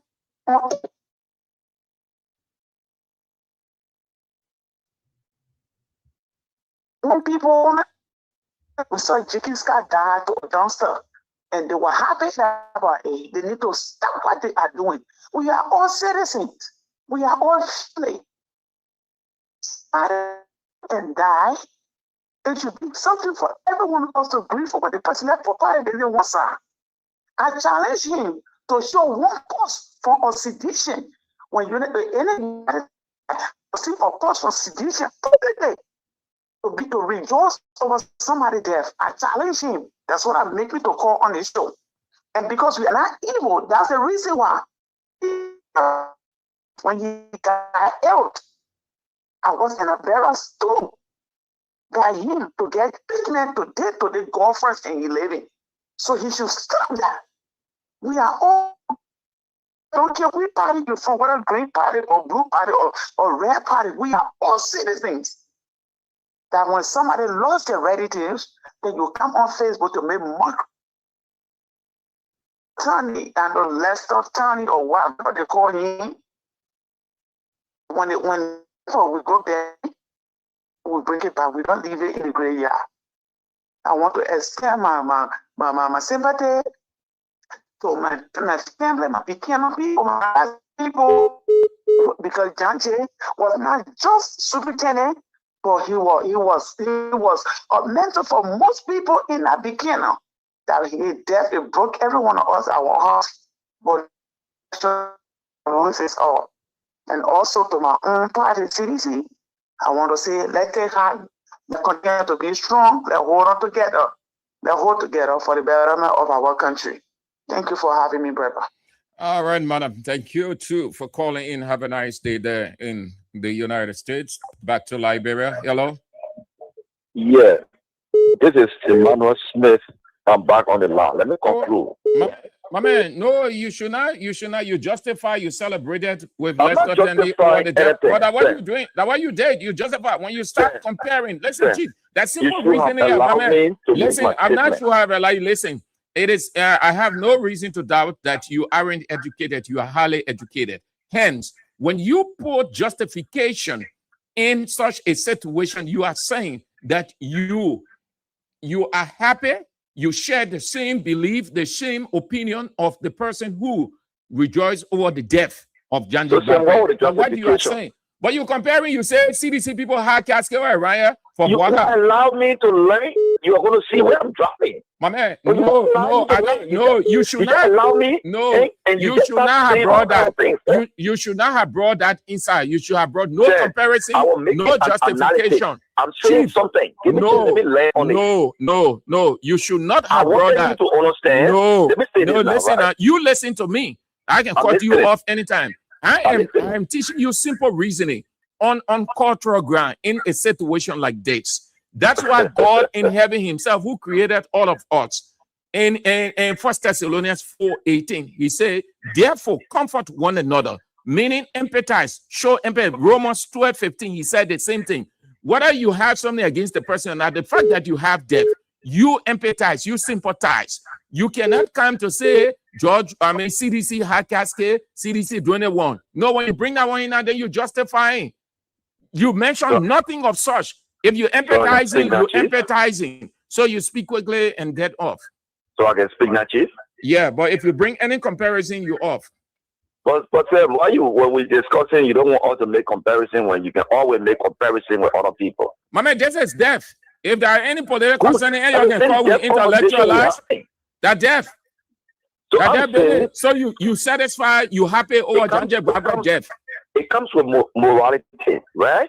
When you don't have moral to speak on such an issue, then you should not speak on it. I was trying to say, people who today are condemning Lester Tenney should not be the one to, who are saying today that Lester Tenney is saying the worst thing. Yesterday, when the one are doing casket, they're saying that Joe Biden was going to die. Yeah. Good afternoon, Mr. Andrews. The Unity Party people sick. That stigma will be on you forever and ever. Hello. Good afternoon, Mr. Andrews. Yes, let's hear you, Chief. You're on the air. This is the Common Board Chairman. My name is T.O.P. Willie, member of the Concerned Librarian for Justice. Mr. Andrews, let me say, my heartfelt condolence to all of the Ghanaian men in blue. Death is natural. All of us will one day answer to the call of death. In fact, that is why Martin Luther King said, and I quote, if a man through all his life has not found anything to die for, his life is not worth living. The honorable former superintendent stood for a cause. He stood for something. He stood for the Martin Congress for Democratic Change. That's why he didn't fall for anything.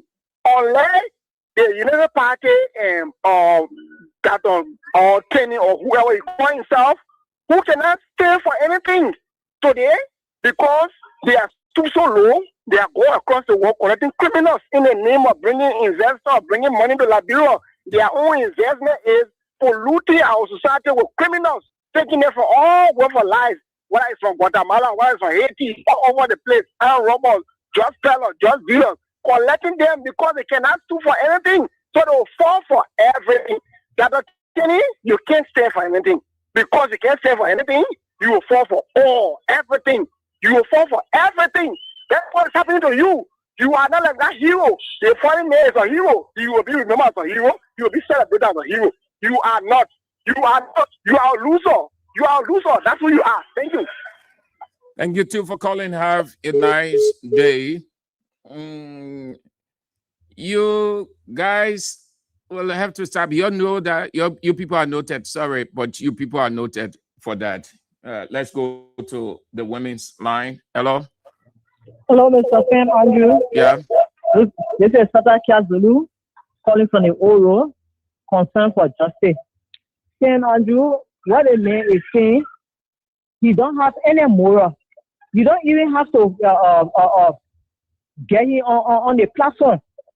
You just also allow him to talk because your friend say what you can say. The public broadcast. That's why the person can be counter. Your friend human being died, then you happy over it, but woe unto him. It could be here tomorrow. Who knows? Nobody knows. Thank you. All right. Good. Have a nice day, madam. Okay, let me read some of the comments. Then we go. We are already into closing time. But let's have this one as the last. Hello, madam. Hello, Daniel. Yeah. This is Quebec. But everybody, why you can go keep them on the line? What is the taking 7 to do the administration? Say, madam, say what you call for the radio station for everybody. That's why when the person is not saying what they ought to say, right, we have to correct them. That is it. Okay. We are taking for carrying la power because they are enemy there. United Party people, they don't want to hear it, they don't want to see it. But we tell you, thank you. Never mind, Kuba. All right, man. So you don't be bothered with that thing. Ain't a human being sitting here? There are human beings can sit down here in the morning. Ain't Israel a human being? You see, and they can call when they say the United Party thing, and Israel can debunk them. I come in the afternoon, and they can call when they come when AB come in the evening, and they can call AB can allow them to call when they call, AB can debunk them. You can't push them away. When they need be to cut them off, we'll cut them off. When they are putting sense to the table, then we intellectualize. We can cut them off. That's what we hear. We are informed just how they are informed. Moreover, they have that conscience that they are living with, the conscience not clear. So it will always beat them. Just how a beating that other guy, that man, that United Party man that just called. So it's good at radio station.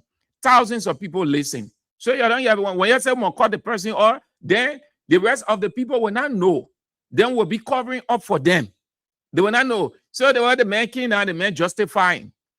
So he joined Lester and he happy. And you see thousands of people around now, they heard him. They know. Even if he changed his name, somebody will recognize the voice somewhere. They'll say, oh, the voice standing there, that man that was talking on the radio on King's FM, you are happy for Janje Barbara death. You see? So the radio can expose you too. You don't be too hasty. I can understand your position. But we use reasoning. That on the road, we use reasoning, logic. We can cut you off in no time.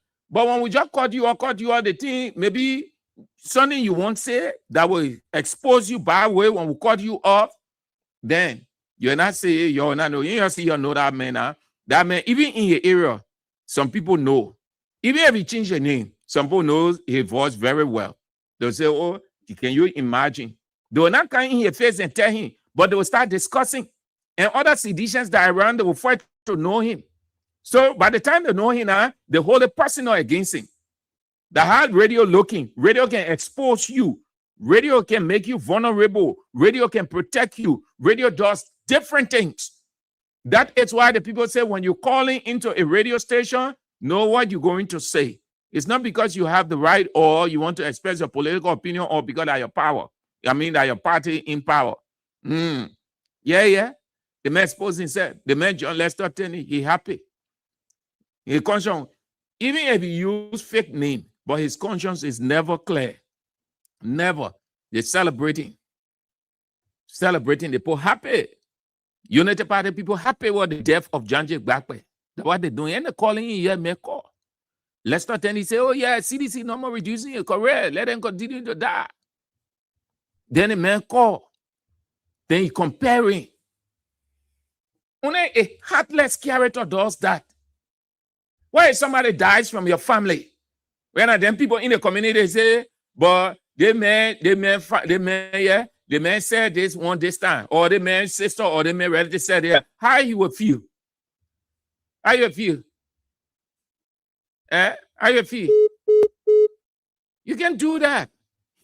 So every day you're continuing to expose how wicked you people are, your Unity Party people, how deadly, nasty in heart you people are. Every day you're continuing to show, and you think you're helping your Unity Party. You know that you're normal. That you're normal. You people are not losing death number. Your number not reducing from death. Your number, Unity Party numbers, reducing from grudge, from hate, from malice, vexation, ill treatment, displacement of people, justification. That's why your number. I bet you, if election was today or if election was next year, President Bouaga will put him on here and say, if I had known, I wouldn't have done this to the people. And your Unity Party ministers then will say, you'll start shifting blame on one another. If you know how people, the number of people that are vexed, angry with you, in your own camp, Unity Party people, and we in order, oh yeah, the things that we can hear from some of your Unity Party officials, let's start getting closer. And you're in here, some of your Unity Party people transferring on the other side. You think the people trust Bouaga? And you hear what Kuyate said? Kuyate said there are four groups around Bouaga. One of the groups there, they want him to die. Kuyate said that Kuyate, Sheikh Mustafa Kuyate. What the man clip said, me play it. The man said 4 groups around President Bouaga. One of the groups want him to die. That's seditions. That your own Unity Party people. Why? Because there is uneasiness. There's uneasiness. You'll be celebrating. You'll hit the people to the core as if the people responsible for Unity Party. That warrior one in this country. That war will never come because the higher brought warrior. It will never come in this country. We intellectualize the issue, will face you will bend your heads down in shame. That's why some of your Unity Party people, or most of your Unity Party people, you're ashamed to identify yourselves outside. You're always you're neutral, you're not neutral, and no neutral person on earth. Even in heaven, there's no neutrality. God is a sided God in heaven. The angels are sided angels in heaven. Angel Gabriel is a sided angel. Michael is a sided angel. No neutral person on earth. No neutral person. That's why God can tell you, take side. So you'll be pretending at your business. But you'll celebrate. How long? It can stick with one person. Now with one person, death for everybody.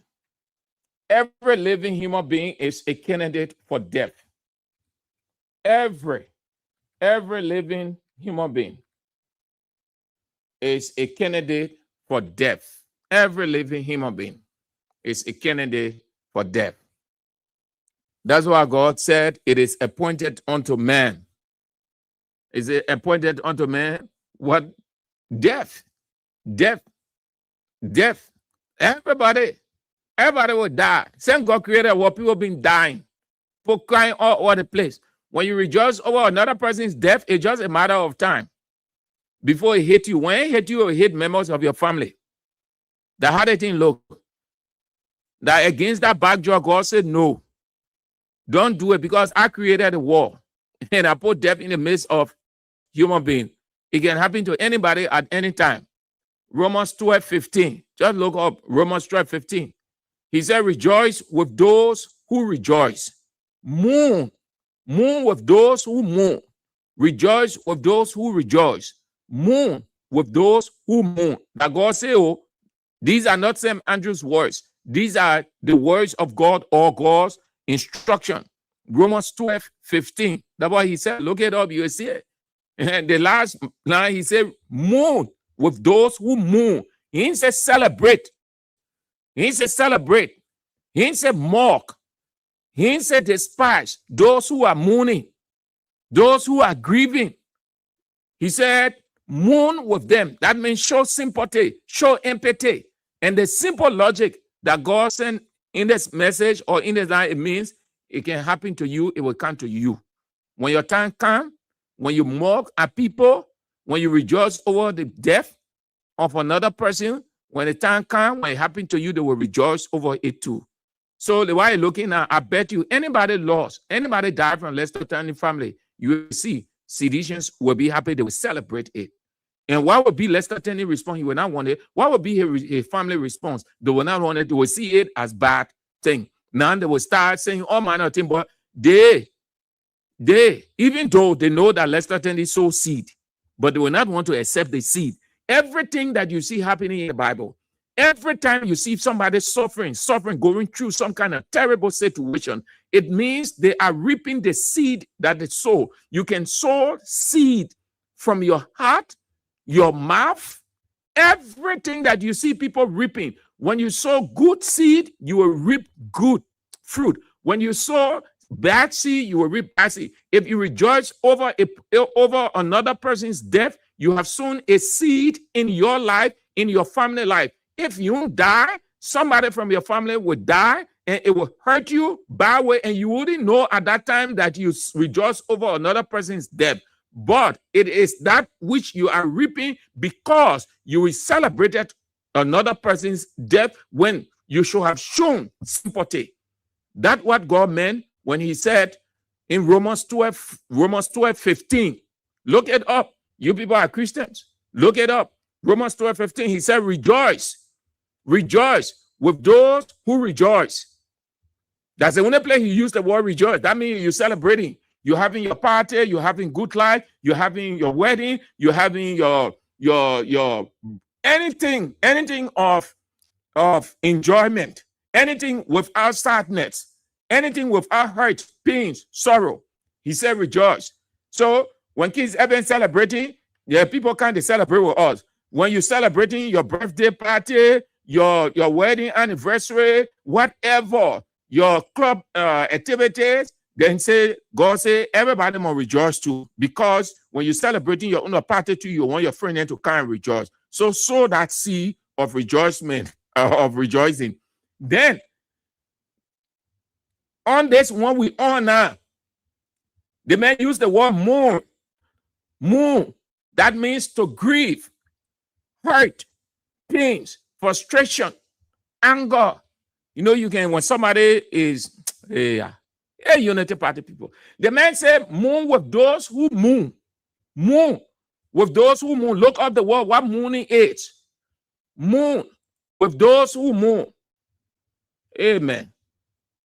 What Unity Party people? Just like what what came over your, I know it's Lester Tenney thinking that way. What came over me to say this? You see, when the obsession for CDC, that Aiden, when you're so obsessed with CDC, obsessed, and your obsession is against irrational obsession, that what comes of it, irrational obsession. That's what you get. You just say things, you write things, you think that it's okay because your people will support you, or they are supporting you, or you get your wish going through. Yeah. The man said mourn. And mourning is an outward expression of grief and sorrow, usually happening after someone dies. That's what mourn is. Jesus Christ, the man mourned the death of Lazarus. He mourned the death.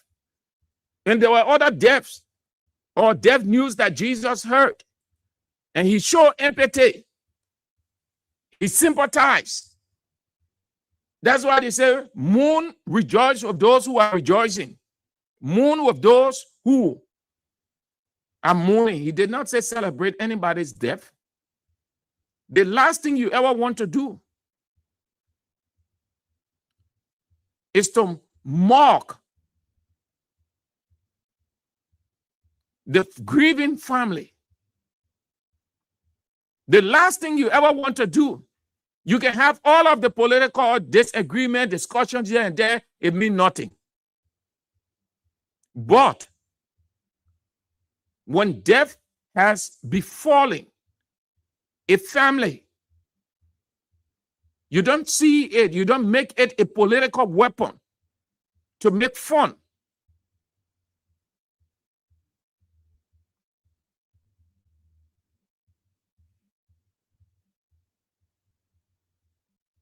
The United Party people, every day you're putting the public against you. You're United Party people. You're not rational enough. And you say you people know propaganda. Didn't you people say you're controlling the narrative? That the kind of narrative when telling the people how we saw you in opposition, you people are very destructive, death that your area, injury that your area, everything, all the bad thing there. That's why you're in power now. It's so hard for you. You can't leave that kind of attitude. You're still using it. You think with what has gone out, you think Janje Gbagbe family will ever see Lester Tendi as somebody that will ever see Lester Tendi family? That's why God said that one of the reasons God said, look, you don't do that, because it breaks family, it brings family and family. One say family and family means human beings now. Lester Tendi family now. And Janje Gbagbe family, you think Janje Gbagbe family will ever want to see? If any one of Janje Gbagbe families, son or daughter somewhere, and come across Lester Tendi daughter or son, and it is known that this person is, or that lady will just say, oh, my father is Dr. Lester Tendi, and then Janje Gbagbe son or daughter standing there, you think what will be the reaction? Immediately say, oh, that is their father that was happy over my father's death. You know how some people went in the war that some of these things?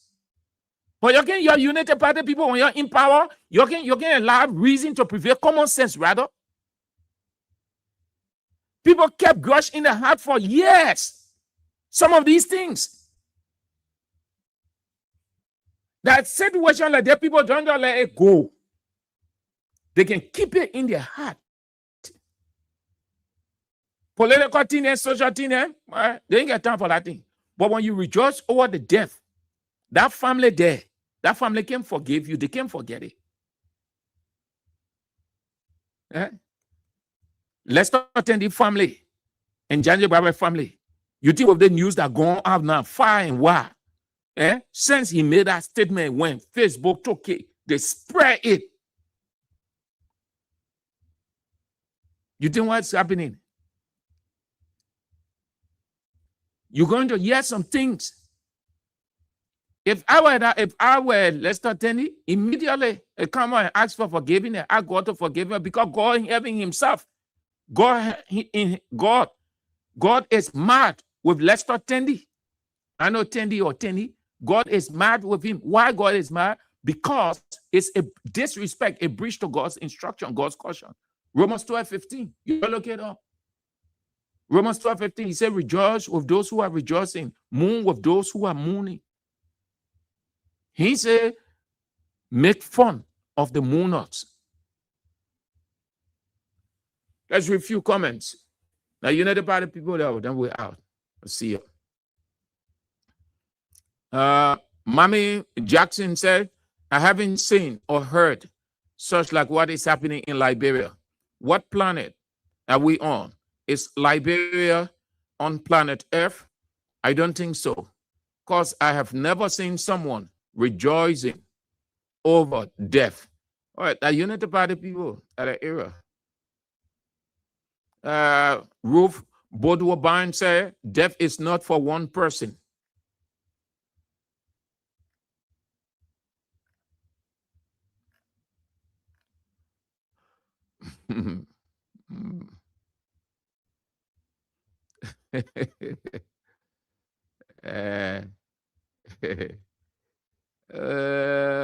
Unity Party.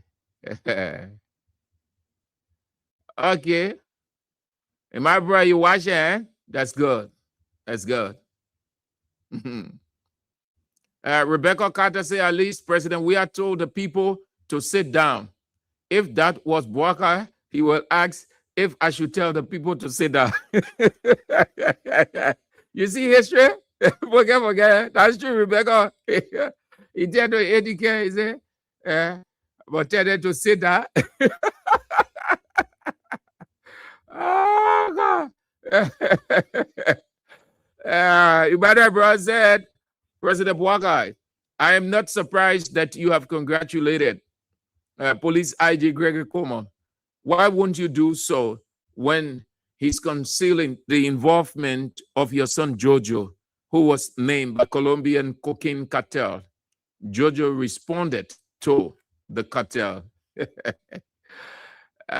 Charles Bagari said, because the IG spoke of high government officials in connection with the drugs, with the drug trafficking, and the police IG know more of the secret behind the drug cartel. Tobasi, let's attend it. Only God, nature, and the universe will hold you and will judge you. Keep celebrating the death of Liberians. Yeah, well, Rebecca, that's true. Paris Slobot said, I thank God for Lester Tenney, that God created him differently from God's creation of the universe, that he will never die. So let him continue his nonsense of making mockery at the former superintendent of Grand Bassa County from CDC. Slamion Blapo said, that particular guy is crazy. I don't know where he obtained his education. Harp Dawson, because of our devilish heart, God is far from this country. This is the reason death news keep increasing in this government. Unity Party survive on devil's efforts. All right. Okay, man. Thank you ever so much, all of you great people. That's all the time we've got to be with you. The holiday edition is holiday in Liberia. They say Flag Day. Holiday in Liberia. The entire country is at a standstill, but the government officials are not feeling it because they have thousands of US dollars. So they had a ceremony, but it's not for us to highlight. Their radio stations can highlight it, but they had a ceremony today. We have Flag Day ceremony. All right. So that's it. That's all the time, man. Thank you ever so much for being with us. If God permits, we're back tomorrow. But you want to join us this evening at 8 o'clock when Newton Tokwa is in. We'll face the issues. Teacher Light might join in. And hopefully this week, the former president and entourage returns home and getting ready to face the government of the day. Brace yourself. Next week going to be one of interesting time in Liberia. The former president, His Excellency Dr. George Manawia, returns to the country next week. He made it clear that following his engagement in Nigeria, he will return to Liberia to rally the Congress of Democratic Change and all well-meaning Liberians against the tyrannic regime of Joseph Yeman Bouaka. So he returns next week. Teacher Light, well, not next week, this week, Today is Monday. He returns to the country this week. Teacher Light returns to the country this week. He went to Nigeria to attend the Nigerian Bar Association conference as a lawyer himself. So Newton Tukpa is on this evening at 8 o'clock. Teacher Light will chip in if the need be. And then on tomorrow morning at 7, Israel Bowiatsie is in with Let's Talk About It. This is how we go home. Sure. It's a redemption day. What one must struggle? Afghan revolution, people. Afghan people revolution. Ready? PDC ready? Let's go.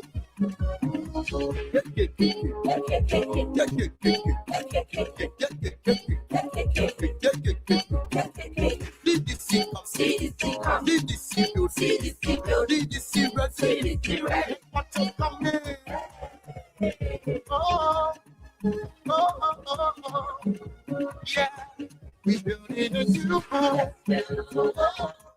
The men them what we want them to make.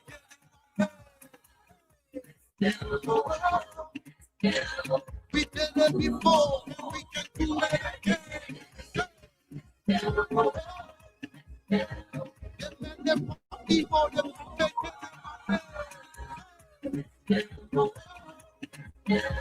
We did it before, and we can do it again.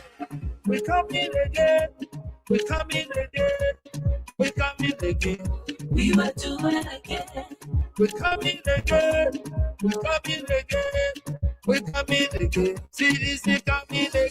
Trying to breaking ground, a foundation where love will stand tall.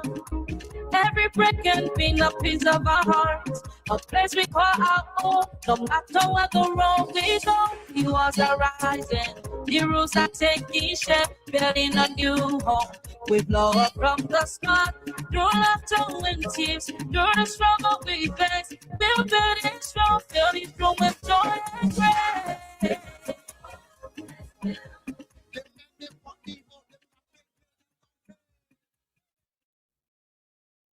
From the latest news to your favorite tunes, we've got your back morning, night, and afternoon. Join our family, connect with your crew. Kings FM 88.5, just for you.